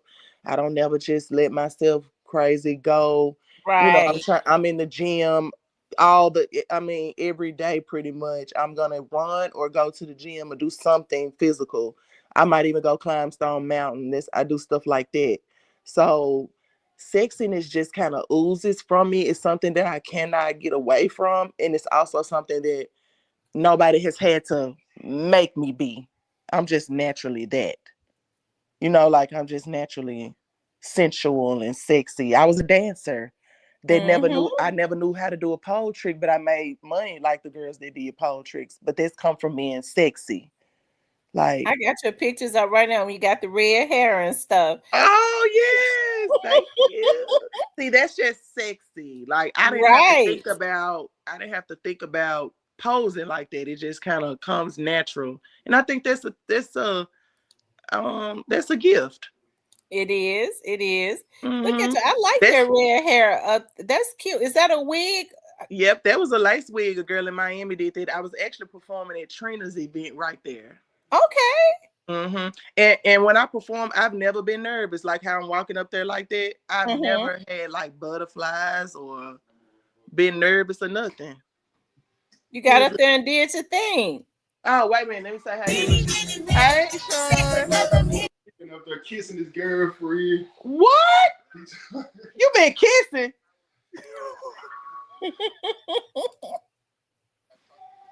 Well, I need to talk to them. I need to talk to the auntie, the mom, and everybody. He said they gonna I need to know the whole family. I'm coming down there. They got me messed up by my son. Kissing somebody, boy. Well, you know he probably gonna be he That's my probably gonna be stepson tall Sean just just let like me his dad. huh? He probably gonna be tall just like his He dad. So you already gonna have some tall, look just issues. like him. But it's so crazy because me and Sean been friends for so long. I remember him being a baby, and I used to see him. He was the cutest thing to me. I used to be like, I want a baby, Sean. But I mean, we was cool. But I used to be like, he's so cute. I knew I wasn't finna have no baby then, but it's just he was just the cutest thing with the biggest cheeks. I just was like, oh my god. But yes, that's my stepson. He down there in Memphis. He was up here with us for a little while, but he in Memphis now, and he doing real good. He play basketball. He's really good. He's really tall. He a good Wow. boy. He's a good kid. Oh, Period. he going Like to the league. He's gonna he go to going, the league. and I'm gonna claim that for my son. He is going. You hear me? I don't play about little Sean. That's Sean the second. So y'all gonna hear that name ringing bells pretty soon. And you know I got Is blessings. your little boy, is he pretty tall too? Like, does he have height on him as a baby already? Girl, yes, he 3 years old and feet be hanging out the bed. Yes, he is tall and very competitive. Very competitive already. Very much into wanting to know any kind of sports. He is already at 3 years old. He'll compete with me. He want me to go against him and play basketball on teams with him. He's really he's gonna be something too. So you know what they say.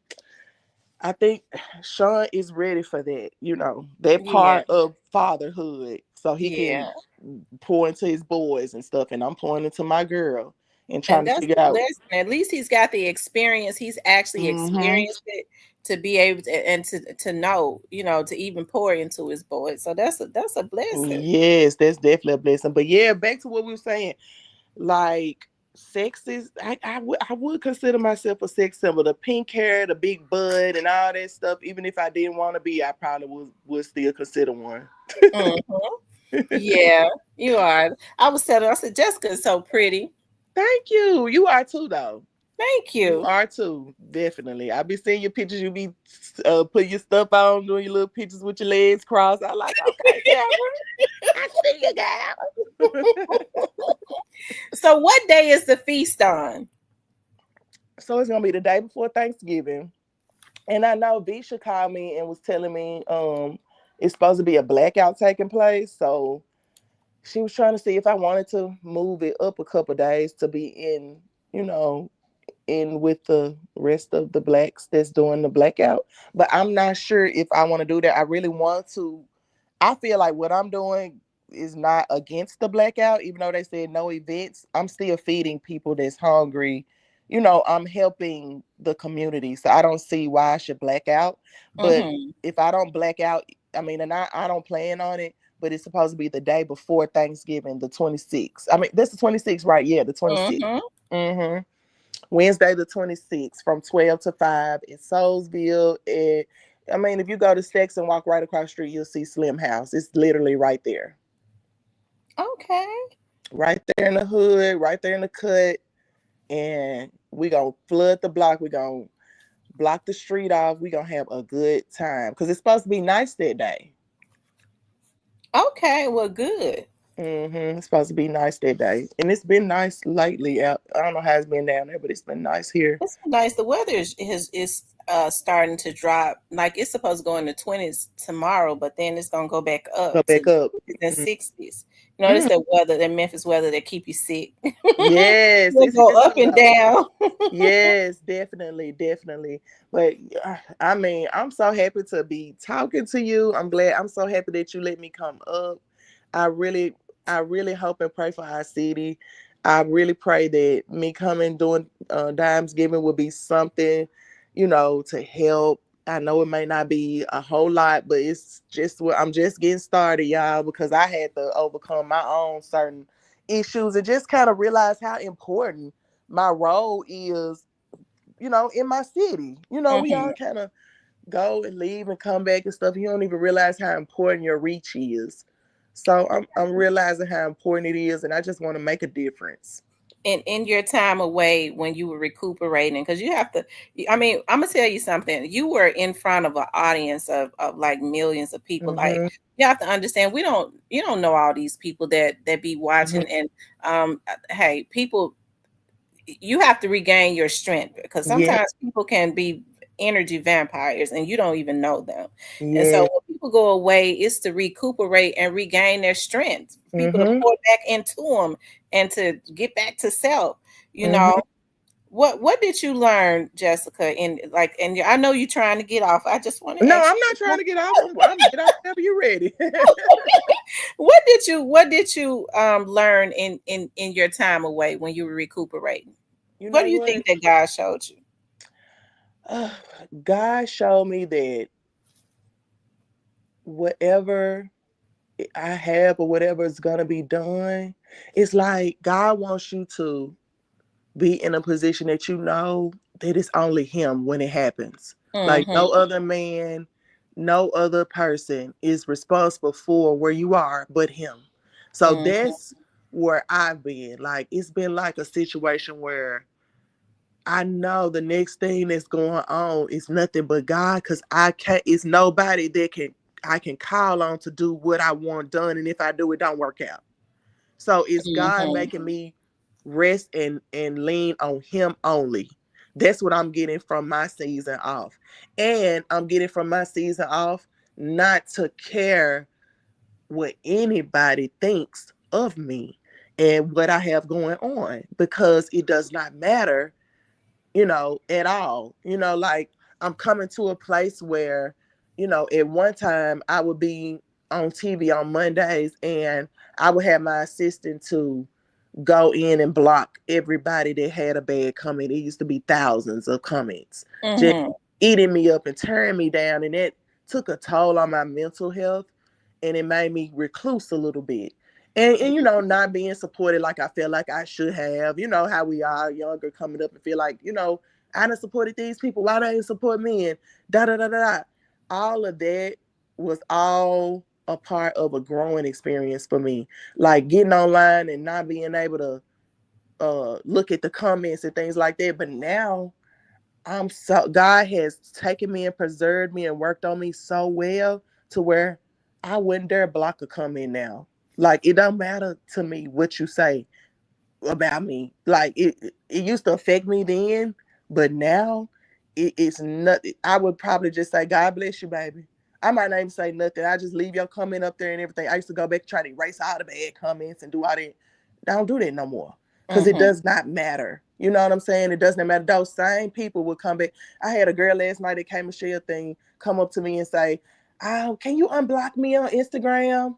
And I'm just like, I blocked you for a reason. No, I can't, but God bless you, because Mm-hmm. it's like those same people who be saying bad things about you will come back around and try to be free, or try to be nice or say something good. So you can't even worry about what the negative people say. We go past, like Big Bank told me, he said we go past all the we go and read into all the negative comments and go past all the positive comments that say how much they love us and root for us. He said start paying attention to the positive things. So Mm-hmm. that's what I've been doing, Because you working have on my. thousands of positive comments, and Mm-hmm. you have to think about too, it's Yep. something I'm learning too. Like, if people take time out of their day to write a negative comment, it means that they're a fan, because they came to your Yeah. page. It means that they are a fan. They Yeah, just and they don't know paying how to handle attention. it. Yeah, they paying attention. So that's how I take it now. Instead of making it, having it beat me up and tear me down, and I go away and start being depressed and doing all that, I pray to God. I pray and talk to God more now. I have a relationship. I tell him everything going on like how I'm talking to you. So Mhm. That's the difference. That's what I've been doing when I've been put up. That's what I've been working on. And it's almost like it's a verse, I think it's Malachi 3:3, where it says he was refining and working on stuff to it became the best silver. And that's kind Mm-hmm. of like that's the verse I'm in right now in life. That verse right there. Isn't it something? And Mm-hmm. that's something, you know what, Jessica, you have to think about too. Like a lot of what I've learned is a lot of times with the enemy, a lot of times we're in the fight. We're trying to build and we don't have time to we think about God, I'm not necessarily struggling, but in just all the way around, but I'm struggling trying to get to the prize. I got my eye on the prize. And then people Yep. standing back, they see that you're beautiful, Mm-hmm. you've already made it to certain platforms that people would only dream of, and then Mm-hmm. you got the personality. So Thank sometimes they sit back and they wish that they had that, but they will start trying to discourage you. It's not going to you. help their Yes. life, but a lot of times people don't want you to arrive. They could see that you have everything. God has blessed you with everything to be able to get to the prize, to get to the Mm-hmm. promised land. And Mm-hmm. so the enemy put his people on a mission too. Yes. And that's another thing I had to realize. Everything is not coming from God. And and it's me praying for discernment to know the difference in those things. Hmm. Because that's important. And I hope everybody out here know that's so important because the devil can bless you as well. So Hmm.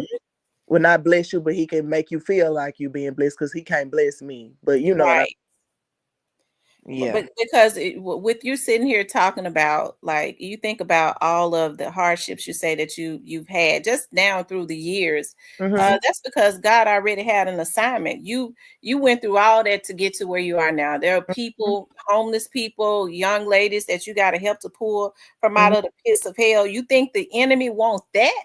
So if God has given you that assignment, the enemy is going to always put people on an assignment to try to keep you distracted. You get ready to start snatching some souls out of the pits of hell. The enemy don't want that. Mm. Yes, yes, yes, yes. That's crazy because Kay had a song like this. She sung last night. Said the devil's about to lose him a damn good friend. Hmm. That Yep. sounds like it's a good song. Woo, girl, she had us in there crying. It sounds like a good song. The devil about to lose him a damn good friend. Yeah, baby, because I'm with God. You know what I'm saying? Hmm. So that was a big one for me. I said, "Wow, okay." That's basically what we're saying. Like, you got to make sure that that you're doing whatever you're doing to glorify God, to go forward within the kingdom, to make it pleasing in His eyes. So nobody's perfect. None of us are, we can't say we haven't sinned or anything like that. But it's like God know your heart. He knows what you mean, that you mean well, that you're working on things. But we got to be more, I say, more intentional about our God and serving and praising and glorifying and putting Him first in front of everything, because that's what I'm trying to do more of. That's awesome. Yep. Like I said, you already know that I'm proud of you. It's funny that you're here on my podcast because when you were on Love and Hip Hop, you were like one of my favorite, just with how humble you Hmm. are. And I've said that before you even came into my chat. That's something. Thank How you. things are like full circle. You know what I Thank mean? you. Like Yes, just this is seeing how definitely full humble you are, circle. how down to earth you are. Like even though you've been on these big platforms, you got your husband who has made probably millions of dollars, and Hmm. probably you too, or either hundreds of thousands of dollars. You look Right. at the people who you're able to communicate and be just as humble with Mhm. people that could only like dream of that. You know what I'm talking about? Like you can sit, Yeah. you treat the it's like you treat the janitor just like you would treat the president. And that is just so awesome. And that's always what I've been taught. I have a rich background. My family is rich in background and God and culture.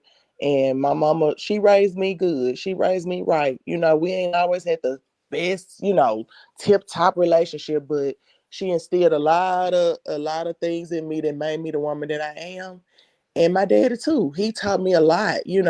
So it all starts with your background and you know, where your lineage, where you come from. It all starts there. And I could be blessed to say I have really had a good family and a foundation to come from, especially from Memphis, from my family, the Chapmans, and being my mama's daughter. And I ain't got nothing to do but do good. Like, I mean, Mm-hmm. they've always respected me going my own path, you know, even though they probably wanted me to do college and things like that. You know, my college was pretty much paid for, but it didn't Mm-hmm. go that way. But it's okay, Mm-hmm.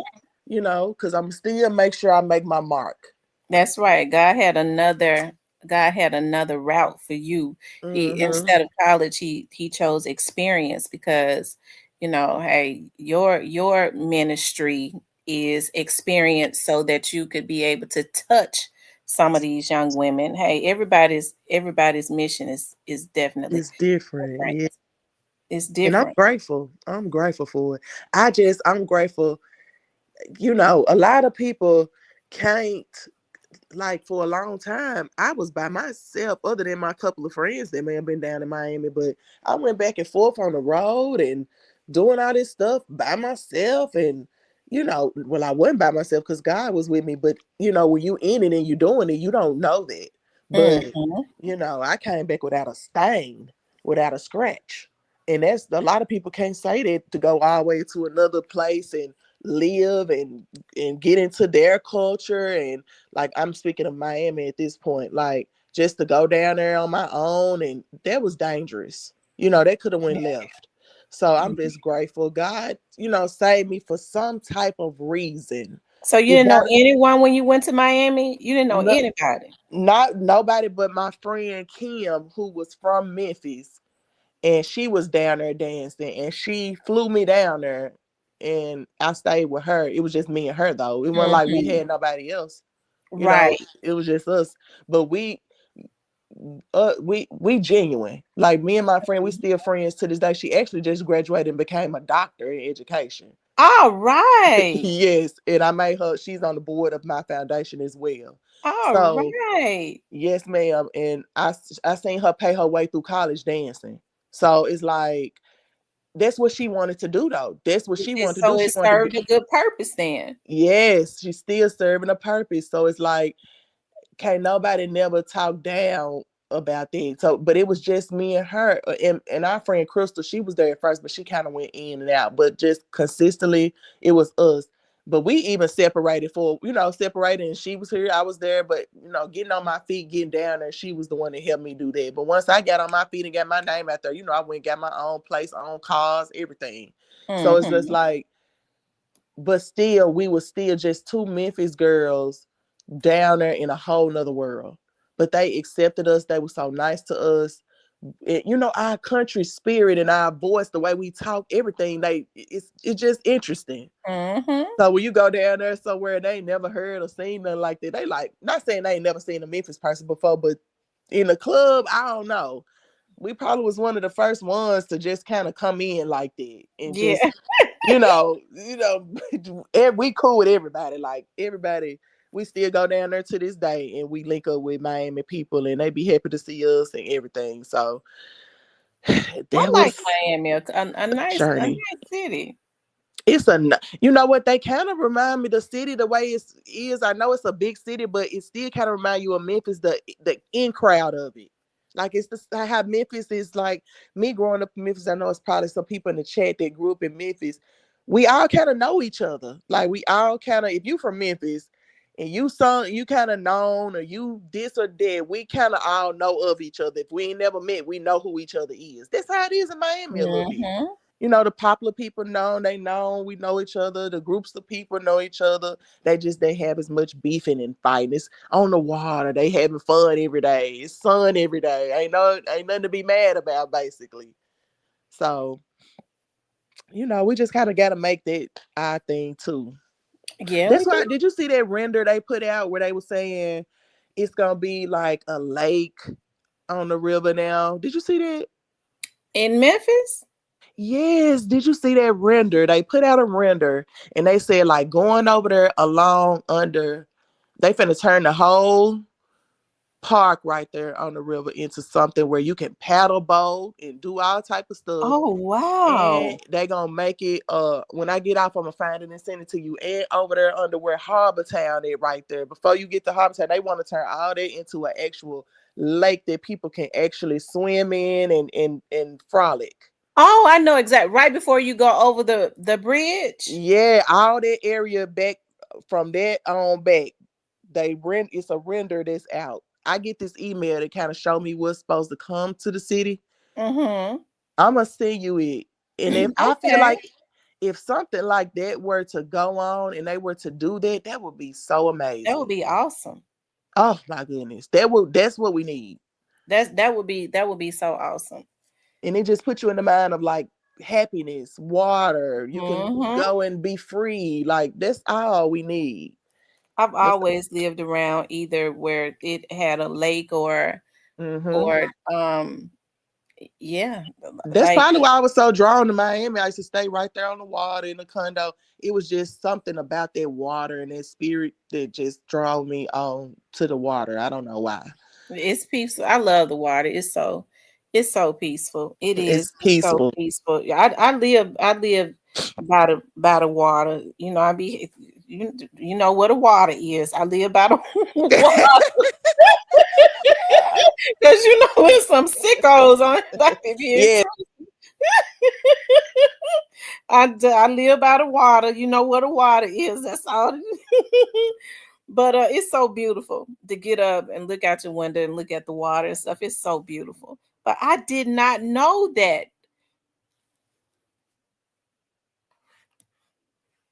She fell out. She fell down again. About the lake. And I did not know about the lake at all. I did not. I didn't know about the lake. I'm gonna go find it and send it to you when I find it when we get off of here. But yes, I saw that and I showed it to my husband. I said, nah, if they do this, we might be on to something. Yeah.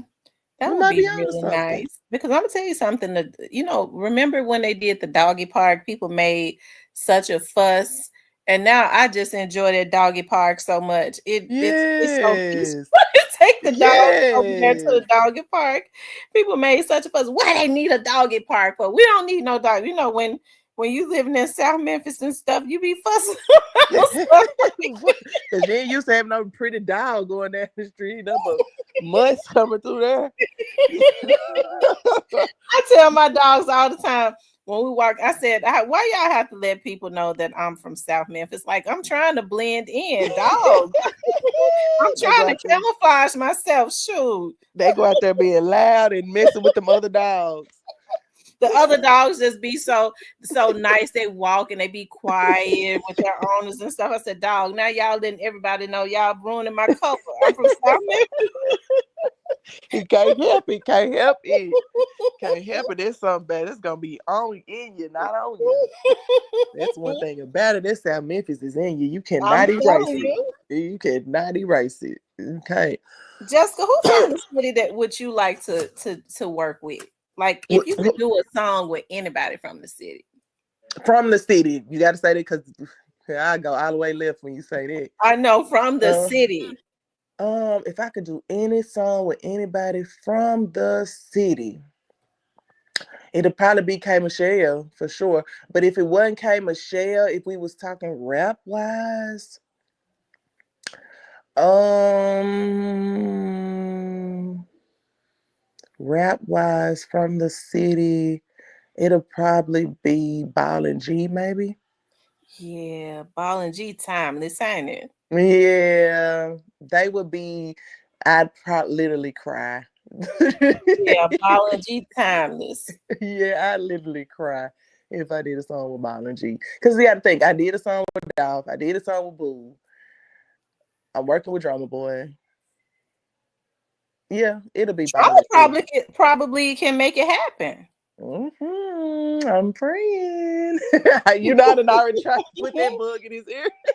I'm telling you, he could probably make it happen. A song with Ball and G.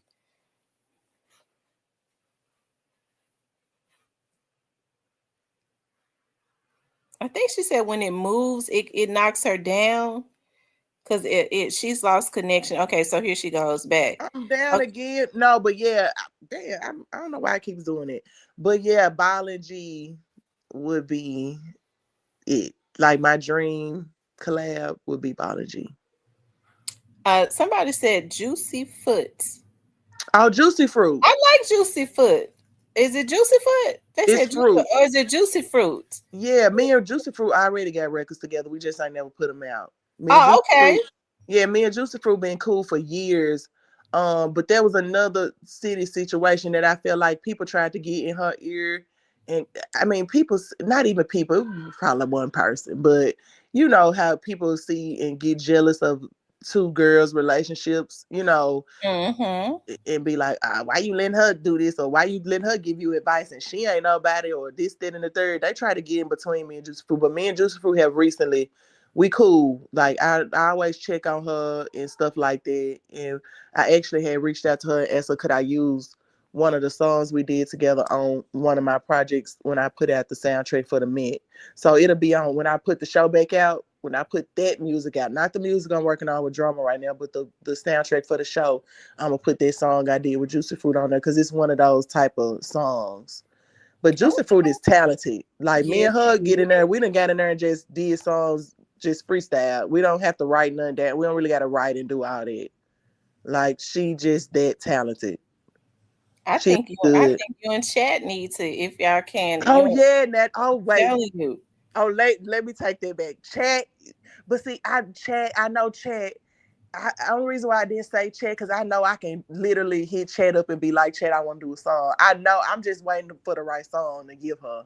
But yeah, that's Mm-hmm. one of my dream collabs too, for sure. Because Chat go hard too. Chat I'm go telling you. crazy. Listen, Chat Mm-hmm. go insane. I was at 901 day. I was up there fanned out looking at filming her when she was performing. I was fanned out. I was fanned out. I love me some Chat. And Chat is sweet too. Chat is so sweet. You could tell she down to earth. I be looking at Hmm. her when she go live on her Facebook page, and you could tell that she's really down to earth. Yeah, she is. She's super down to earth. Chat is one of them ones. And she never changed. She always the same every time I see her. We always gonna take us a picture. We always gonna chop it up. And that's gonna be that. I love Chat. So yeah, Chat is one of my ones too. She one Oh, of my ones they too. say we can see you doing something with Key Glock. I can too. I can see her doing something with Key And you Glock. know what's crazy? D- You know what is crazy? So me and Dolph was always cool. So I remember I talked. Okay, so Dolph gave me that verse when I first started rapping, Mm-hmm. and I think Dolph probably felt like, well, I gave you a video, I gave you a verse, I ain't charge you, you ain't hardly do nothing with it, so what do you want now? But we still was cool. So every Mm-hmm. time I hit him up, he'd be like, "What do you want?" And I'd be like, "Well, is you gonna do the verse?" Sean said he gonna give you this. Is you gonna do the verse? He'd be like, "All right." He was like, "I want you to do something with Key Glock," and I used to be like, "Well." I wouldn't mind doing them with Key Glock, but I want to do something with you too. So it was kind of like Dolph had already said I should do something with Key Glock years and years and years ago. So Mm-hmm. I love the way Key Glock drops his music and his videos, everything just next level. I love it. I'm telling you. I mean, you could tell he got that dog swag all day, don't it? I can see you and Key Yes. Glock doing a motivation for cash part two, like a Bunny and Clyde thing, girl, on a video. I'm telling you. Me and Key Glock hurt them folks' feelings. But you know what? I love the whole paper route because I remember I did an event over at Lemoore On for my dad, and we did me and Drama. We did homecoming a couple years ago, and I was hitting everybody because he was like, "Can you get any more people from the city to come over and talk to the kids and thing?" So I was hitting everybody up in the DMs and hitting everybody up like, "Oh, can y'all please come over?" I ain't gonna say all the people I hit up, but I hit up a few people to try to get them to come over there and just like talk to the kids or do something. And the only people that came was Paper Route. Woo, Wow. Snoop, they came, they performed, they talked to them, we took pictures, everything. And I just always feel so grateful for them to them for doing it.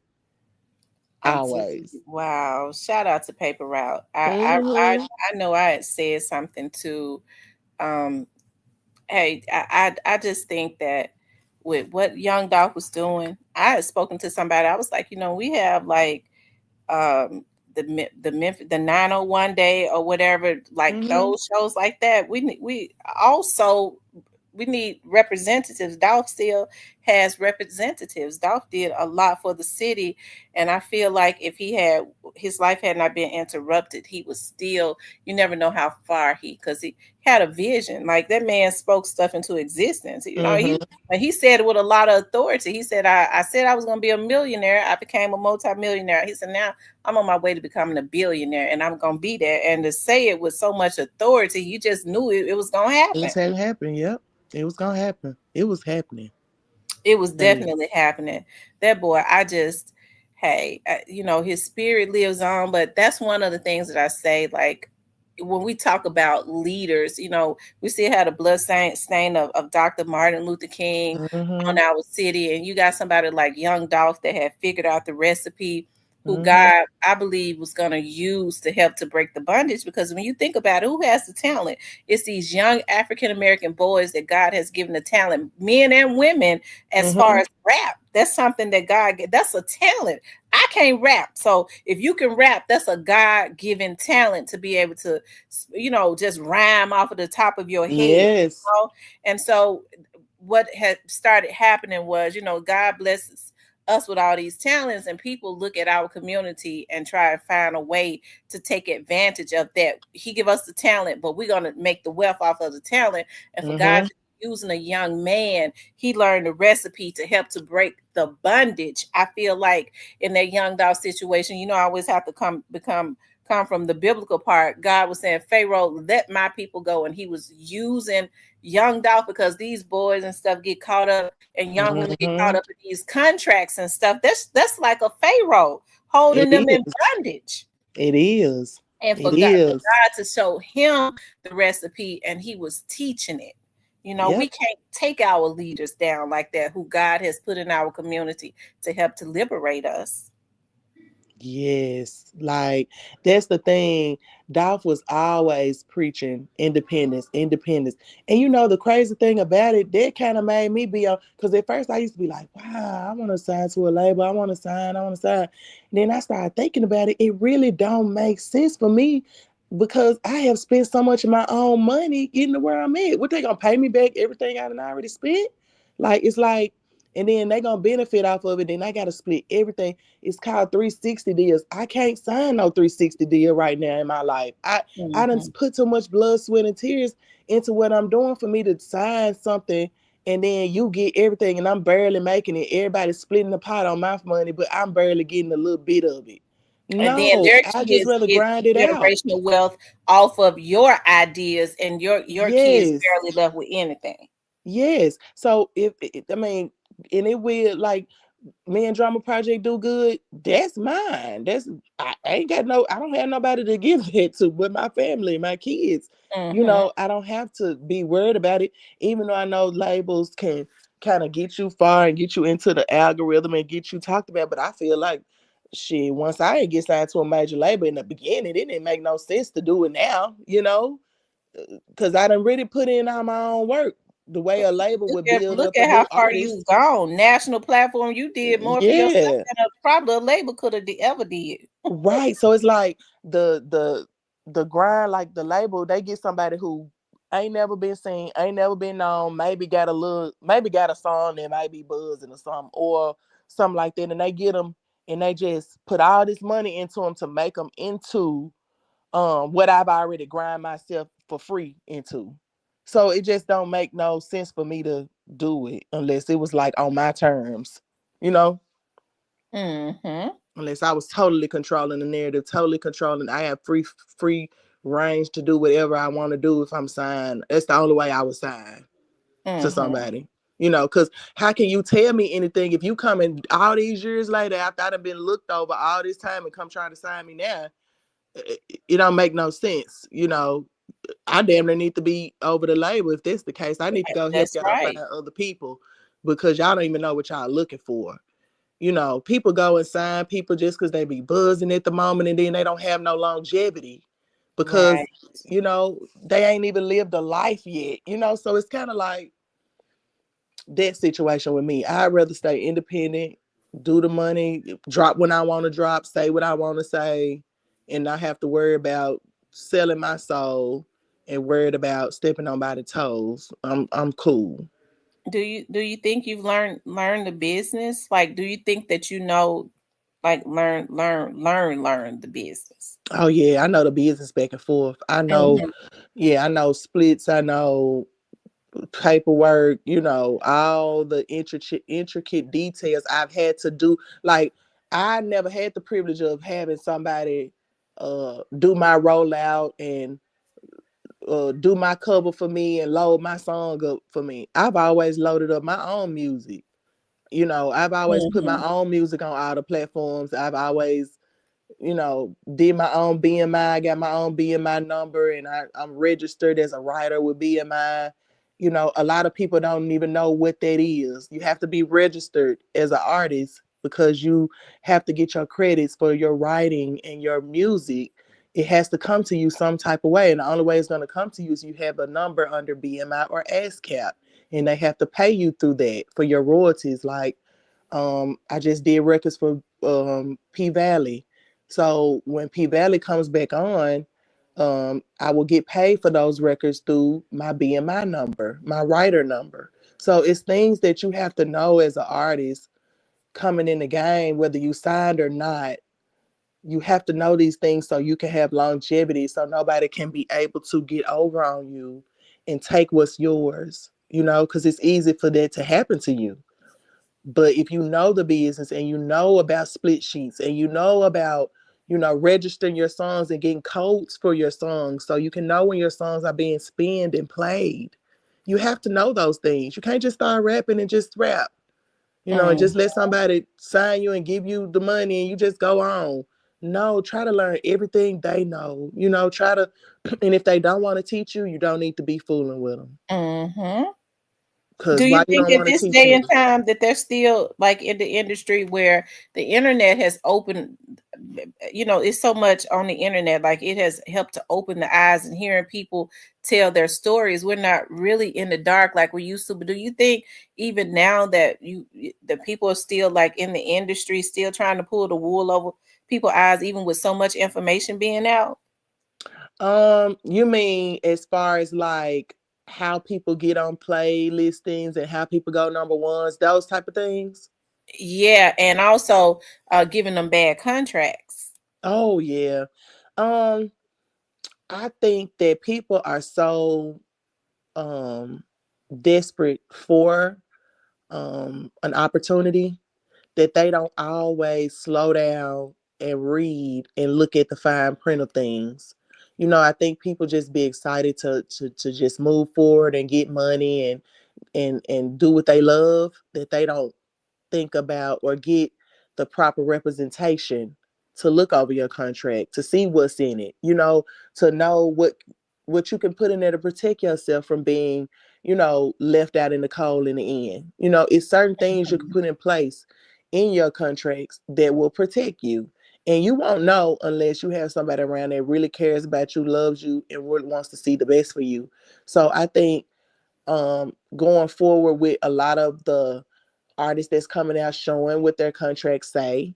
I've heard a lot of people coming out showing where they can't have families when they start sign to certain labels and things like that. I think those things that's coming out now are kind of making people more aware of what really goes on in the dark. You So the said they wood, can't have family? yeah, it's a girl that got a contract with a label that says, she can't get pregnant and have no family no time soon. Oh my That's God. in the contract. Like, I can't sign nothing like that. Like, Oh my I wouldn't have God. been able to sign anything like that even back then because my biggest dream was to be married and have kids. It never was to be a superstar. I used to have magazines with Toni Braxton when she had that big wedding and things like. I Mhm. used to love to see stuff like that. So I'm living my actual dream. So how can I sign a contract that wouldn't allow me to have no family or wouldn't allow me to have no man? Unless they approve it. It'll be Mhm. a man of their approval. that they link you up with. It used to be kind of like that. Love and Hip Hop used to try to do stuff like that. Like, Wow. let me link you up with this person from this show and let's make it a thing. But no, I can't. I gotta live my real life outside of this. This is nobody that I would actually date for real. So why am I gonna do it on TV? And I think that's a Wow. lot of the reason um, I've had the situations I've had maybe taken away or had to move to other situations because I won't always do what is presented to me. Right, you didn't sell your soul. No, I can't.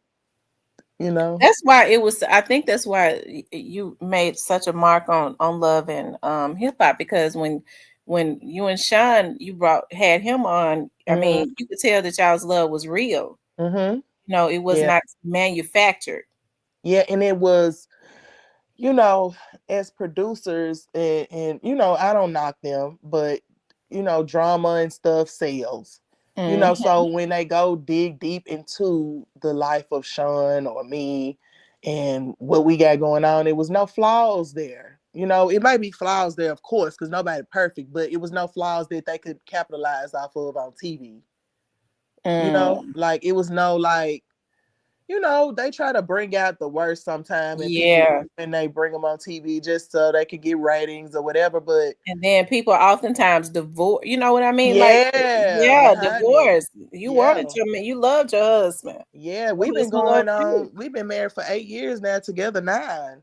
So I mean, we didn't let. I mean, I don't know if we got. I mean, I got off right after I had Blessing, so it was like they didn't even have a chance to do anything. But even before that, you could. I mean, I used to hear things about them um lurking in the bushes trying to figure out what we had going on or if anything was going on behind each other back. Just little, Wow. things like that. So that's how they'll do it. But we solid. So that they could capitalize off of that. But Yeah. you And know when what? it's It's not that, almost kind of sickening though, breaking, wanting to make money off of breaking up, especially young African American families. I think they just be wanting the drama because they feel like that's what sells, but they got to understand and change with the times. People want to see positive influences now. They want to see Hmm. a nice, wholesome black family. We don't always want to see Kirk cheating on Rashida.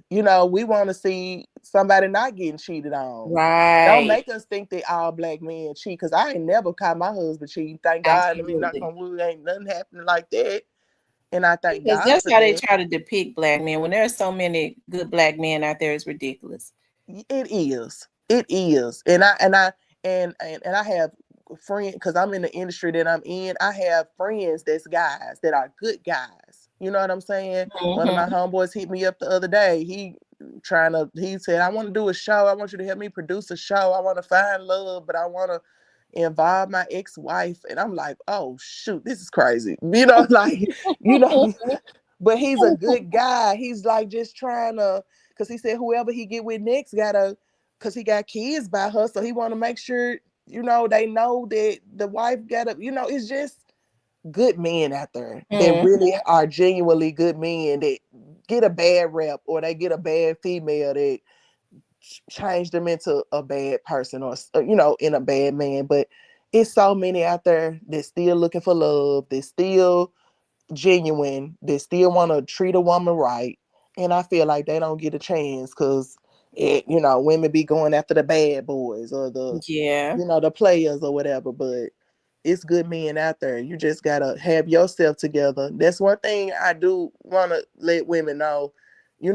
Try to have your own self together first before you go to trying to get a man. Or I actually don't think it's even a good idea to even go trying to find no man. Let the man find you. Hmm. And just prepare yourself, work on yourself, try to be the best you that you can be. So whenever your man does come along, you already ready and available and open. Because one thing about men, they are strong, but they do need a strong woman that's got a voice that can help them and guide them. Because we're not their mothers, but we're their wives and their woman. Hmm. And we the second thing close to it. Hmm. So we got to kind of take on that role and let them feel comfortable and know that we gonna be here. We gonna stand behind you 10 toes. We know our line, we know our place, but you as well have to respect me as a woman and know that I have some type of say so and authority in this relationship as well, because I got our 100% best interest in heart. So if you could find a yin to your yang like that, then you'll be fine. You guys will be fine. As long as you be honest, communicate, give each other space when needed, everything will be great. I feel like that's just my experience though. And let me ask you this, Jessica. Because I'm sure you're around guys that have are successful, that's got probably money in the plenty, Mm-hmm. and some of them are single. Like I tell people, because a lot of people go, well, men that are single is because they don't they're looking for a woman to take care of them. All men are not like that. What do you think the men that already have like a lot going on, that has, really done well for themselves? Why do you think that they're single? Because they value themselves. I Mm-hmm. think it comes to a place where a man feels like, okay, I'm a man of value. And I'm not just going to go. And I think that's what a lot of men lack, value. They go around just throwing a party, doing this, sticking it in here, sticking it in there. When the real men that really value themselves don't do that. They sit back, they work on themselves, and they be single. And I think they come from a place where they got a certain thing, they got a certain woman that they have in mind that they want. And I feel like they're not willing to settle because they know that they are a man of value. So I Mm-hmm. know that I'm a man of value. So I'm not settling for a woman who just want to come in and uh get me to take her shopping. First thing she asking me to do is take her shopping. Like, Donna, I don't get that. That's not what I feel like needs to be taught to the girls. Like, that shouldn't be the first thing you doing when you start talking to somebody on the phone and y'all call Right. yourself dating. First thing you do is, you gonna pay my bills, you gonna buy me some. Men of value are not gonna deal with that. You know what I'm saying? Right. Because of course I can pay your bills. Of course I can, but why should I? You can't pay your own bills? Not that they don't want to, but what make you think I just gotta come in and just pay your bills? And we're Right. already established woman. Now, when we get into a relationship and we start living in dealing with each other, of course, as a man, I'm gonna step up and do that. A man gonna step up and do that anyway without you even asking them to. That's true. So that's what I think men of value. They feel like, just like women of value, they feel like, why am I giving myself up for less than? When I can have Right. someone who values me, who knows what they got, who knows their role in the relationship, and they just being picky about it. And I think that's a good thing. Be picky Mm, about it, men. Because just like women have certain demands, men do too, that's true. especially men of value, men of what they call them top tier men of value, men who have their stuff together. Because if you don't, you have to protect your assets. If you get with a woman that don't have a good mind on her head, she don't necessarily got to have no money and all that. But if she got a vision and a good mind on her, then you can deal with her. You can make her the CEO of one of your businesses and help. She can help run and do that. Hmm. But if you get with a woman that don't want to do nothing but sit around and drink and smoke all day, or be with her friends gossiping on the phone all day, that's going to take your value down. Hmm. And I think That's that's true. why a lot of them stay single, because I'm not taking my value down for you, That's true. you That's know? true. So that's what I think. And I don't think anything's wrong with it. And I think women should carry themselves the same way. I agree. I agree. Well, Jessica, I have enjoyed having you on here. I got an assignment. I'm back in school now, so I'm Oh, finishing. Yeah, congratulations. I'm finishing out my degree, and then I'm gonna get my law licenses. Oh, I don't think I'm gonna be a yes. lawyer, but I wanna be an investigator that also is a lawyer Is a that has a lawyer. license. Yeah. That's So amazing. So I'm so proud of you. You are just elevating from the first time I listened to you to now. You are just, you becoming a mogul. Like, the name is hot. You know what you're doing. So I'm so happy for you. I'm so proud of you. I can't wait till the show comes out that you narrating. I know that's gonna yeah. lead to so many more opportunities for you. And I'm just proud of another Memphis woman that I can actually say I'm a fan of, you know? Well, I'm very proud of you too, Jessica, and I want you to know that you know you were God has you for such a time as this. Like I said, a lot of times when we go to recuperate and refill, we might feel like, getting myself together. This is now God has hid you away to Mm, refill you so that you can go and pour into the areas that you mm. was predestined to pour into. And so you think about like Memphis being one of the hubs. We have a lot of homeless people. Mhm. But hey, before you even said anything about your nonprofit, I was going to ask you, Jessica, are you going to start a nonprofit? And then you turn around and said it. And then Mhm. you have young women that would look up to somebody like you that, hey, just looking for somebody to inspire them. Yeah, so that's my whole focus. That's what I want to do going forward 2026. That's going to be my focus is, keep the change foundation and giving back and just trying to pour into the community that I came from, cuz y'all mean a lot to me, and I just want to make sure that I'm doing what I can do to be a positive influence in the city. So, I appreciate you for letting me come up. I have enjoyed you thoroughly, and everybody in the chat. Hey, y'all. I have enjoyed y'all. Um, I enjoyed you too. You got to come back sometimes. And I before will. you I'll get off, come I want to back. say Jessica's Dime Giving Feast is the day Yes. before Thanksgiving, and it is at Soulsville down at Memphis Slim Soulsville, House. right? It's at the Memphis Slim Collaboratory. Okay, the Memphis Slim Collaboratory. And what would you like to say, like in closing? Because I don't want to just let you get off because I could just talk on and on and on. But what would you like to say to number one, like your fans and to people out there that may need help from your organization, or just say in closing, period. Like, what would you like to say to people? Well, in closing, I just like to say, thank you guys for so many years of understanding, because it's been a journey. And I just thank you for all the support. Memphis is the city that made me. So I feel like if you could survive in Memphis, you could survive anywhere in the world. And that has truly oozed out of my whole being. And I just want to say, I know we as a city going through a lot, but I know we're going to get through this. And if we just keep God first and just kind of get back to our old roots, I think we'll be fine.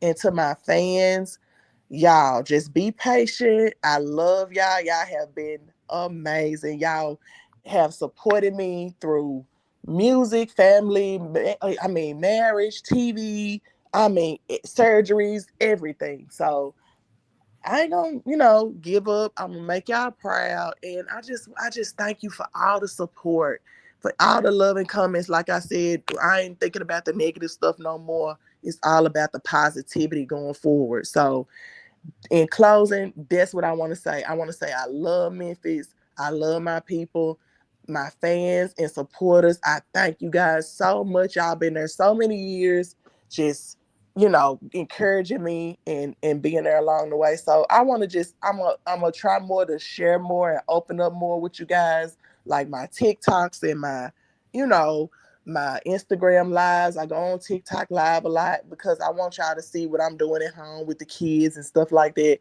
So just going forward, I want y'all to try to lean on each other a little more, be more positive, keep God first, and just know that if you have a dream, long as it's something that is in God's will, it will be done. So stay safe, stay positive, and stay alert because you never know what's next, honey. All right, Jessica, I really appreciate you coming on. And shout out to you. And you and Drama Boy, did you say y'all's podcast you start filming tomorrow? Well, we film one tomorrow, but we film all the time. If you go on Beauty and the Beats podcast, that's our YouTube. So we Okay, got, Beauty and the uh, Beats. Okay. yeah, Beauty and the Beats podcast, and I think we on episode like 39, if I'm not mistaken. We just had Sammy. On he's the R&B legendary singer Yeah. Sammy. We just had him on. We had K Carbon not too long ago from Memphis. So yeah, go check out our YouTube and our Instagram because we drop in like probably twice a month, three times a month. We kind of try to put out our interviews with people. But tomorrow we have an interview, and then we start working on finalizing a project that's just me and Drama. Our Okay, I'm our looking at it project. now. Beauty and the Beats. That's us. Tell Drama Boy I said shout out to him and I appreciate him. He I sure pinned will. a I sure. He know who you are too because I think somebody can. Oh yeah. Oh yeah. I was a. Oh yeah. I did tell him about your podcast one day because I don't. I don't know. It was something said. I feel like he needed to hear, so I told him yeah. about it. I saw where he pinned it on his Instagram.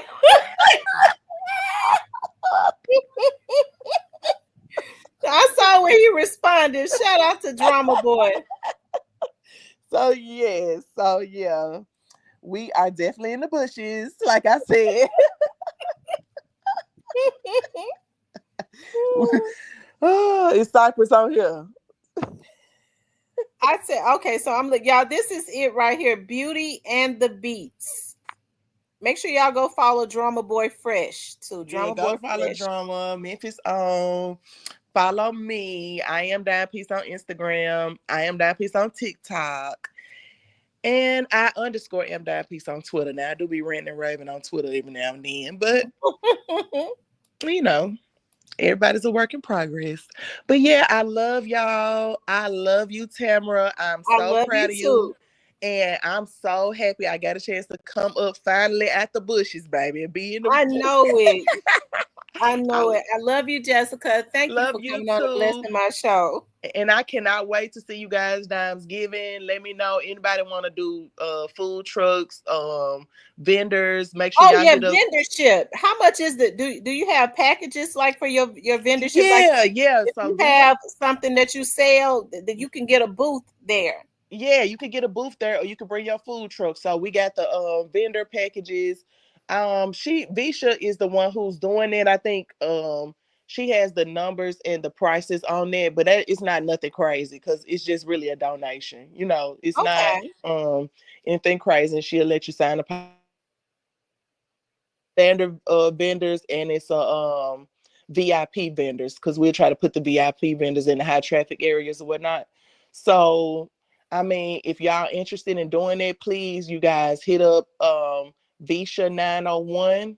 You could DM her or you could email keep the change alive at gmail.com or you could call, I think the number is on the flyer, 901-213.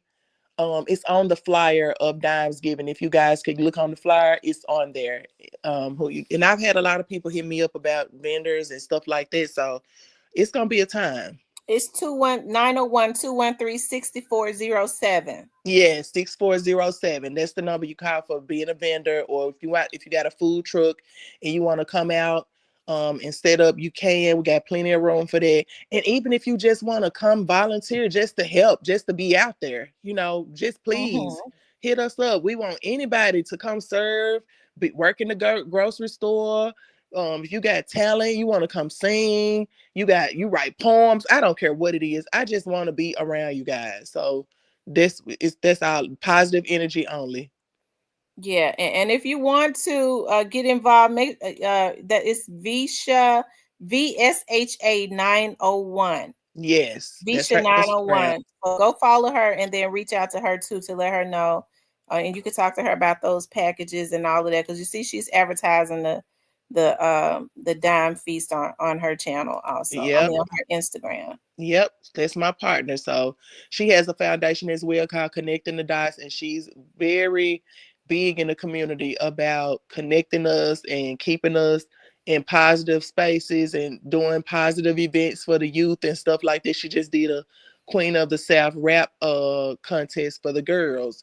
So she said she wanted me to be a part of that next year. So we're gonna try to make it even bigger for the upcoming female talent in Memphis because there's so many of them that are so Mhm. talented and cute. So I just want Mhm. them to be put in the spotlight too. So yeah. hit up Visha if y'all got any questions about the Dime Fest, and we're gonna have a ball. I thank you guys for letting me come up and share the chat with y'all tonight. And I'm gonna come back through. I gotta come back through when the project is come out. I'm gonna come back through and we're gonna talk about it. Absolutely. I would love it. And I'll be out there with you all because I'm gonna record it and then And I maybe after the Dime Fest, we can have like a little recap night or something. that'll be We come up here and awesome. we can have like a little recap of what we did and all the stuff that went on. That would be awesome. Yes, yes. So I mean, I'm so happy. I'm glad we got a chance to chop it up. This has made my day. This has made my 2025. Well, thank you for coming up, Jessica. I love you. I love you too. I love you, chat. I love you, Memphis. All my supporters. I love y'all so much, and I ain't never stopping. It's only up from here, y'all. You It's know, only up. It's I ain't only got up no from cap here. in my ceiling, so it's only up. Amen. Amen. So I'll talk to you guys. See you guys later.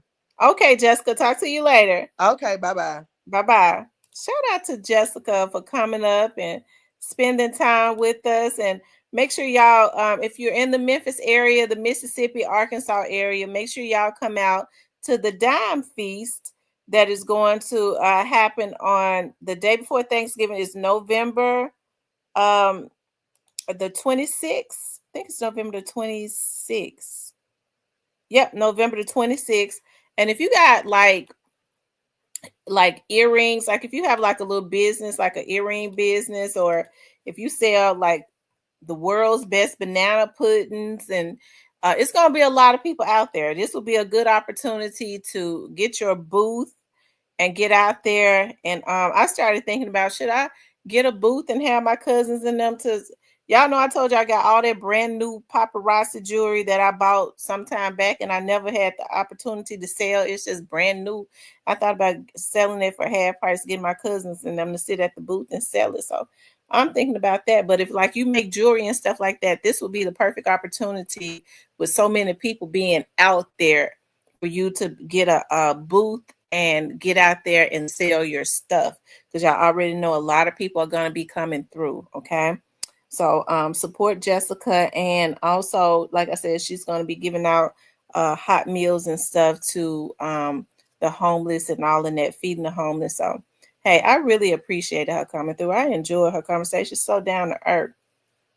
Yeah, that would be good. You know, I'm thinking about that. Like, it's gonna be so many people out there. Shoot, I'm sure I wouldn't come home with no, just get all of that stuff up out of my little outhouse out there and sell it all. Okay, because it's quite a bit of it that I bought so much and I didn't never get a chance to sell it because I was busy. I was gonna, just sell paparazzi jewelry for. It had to have been for fun because once I thought about it, after the, only made like $1 profit. But I mean, I'm gonna cut the price. I would cut the price in half and just get some of my money back because I can't sell no jewelry. I ain't got time. I don't even have time for myself half the time. I be going just sell it, and whoever it is that's starting a paparazzi jewelry business can get it for cheaper than what they sell on the site, really. So I probably will. They could start their business and make a bigger profit. So that's an idea. So anyway, y'all, listen, shout out to Jessica. Shout out to her husband, Sean, because he got on the phone. Sean played in the NBA. For a very long time. Okay. Shout out to everybody in the chat that showed Jessica some love. Make sure you go and follow her on Instagram, follow her on TikTok. It is I am Dime Peace. And I even saw where Jessica got a Facebook page. So if you're old school like me, go and follow her on Facebook.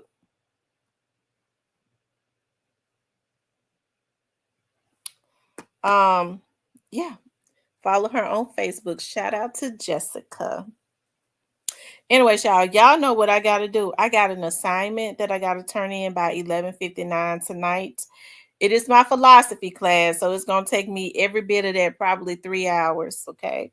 Because my brain has unscrambled. That lady kicking my butt in philosophy, but the class ends on December the 15th. That's going to be the happiest day of my life, okay? It's going to be the happiest day of my life.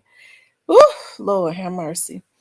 Anyways, you guys, I love you all. Y'all have a good night. Shout out to Jessica. Make sure you guys please like, share, and subscribe. If you want to support the channel, you can hit up the Cash App, $ Real Talk with Tamra, or the Super Thanks. Y'all have a good night. I love you all. Well, let me say a prayer before we get off of here. Dear God, I just thank you for everybody that was on this live, Lord. I ask that you bless their lives. I thank you for even allowing Jessica to come on. I ask that you touch her life, guide her, God, in all of the paths that you had for her before she was even ever born, God. I just thank you right now for shielding and protecting her, guiding her and her husband to their destination, guiding me and everybody in this chat that came into this chat with good intentions. No weapon formed against any of us shall prosper. Anything, any lying tongue, any evil witch that tries to rise up against us will be condemned. Any evil thoughts, any spells, any curses that was spoken out while we was on this live, I reverse every curse and send it back to the sender, and may it manifest in their very own lives in less than 30 days. You better be careful about what you speak into the atmosphere against somebody else, because the Bible says the very thing that you wish upon somebody is the very thing that will come upon you. Okay, so be careful about that. Anyways, you guys, I love you all. Y'all have a good night.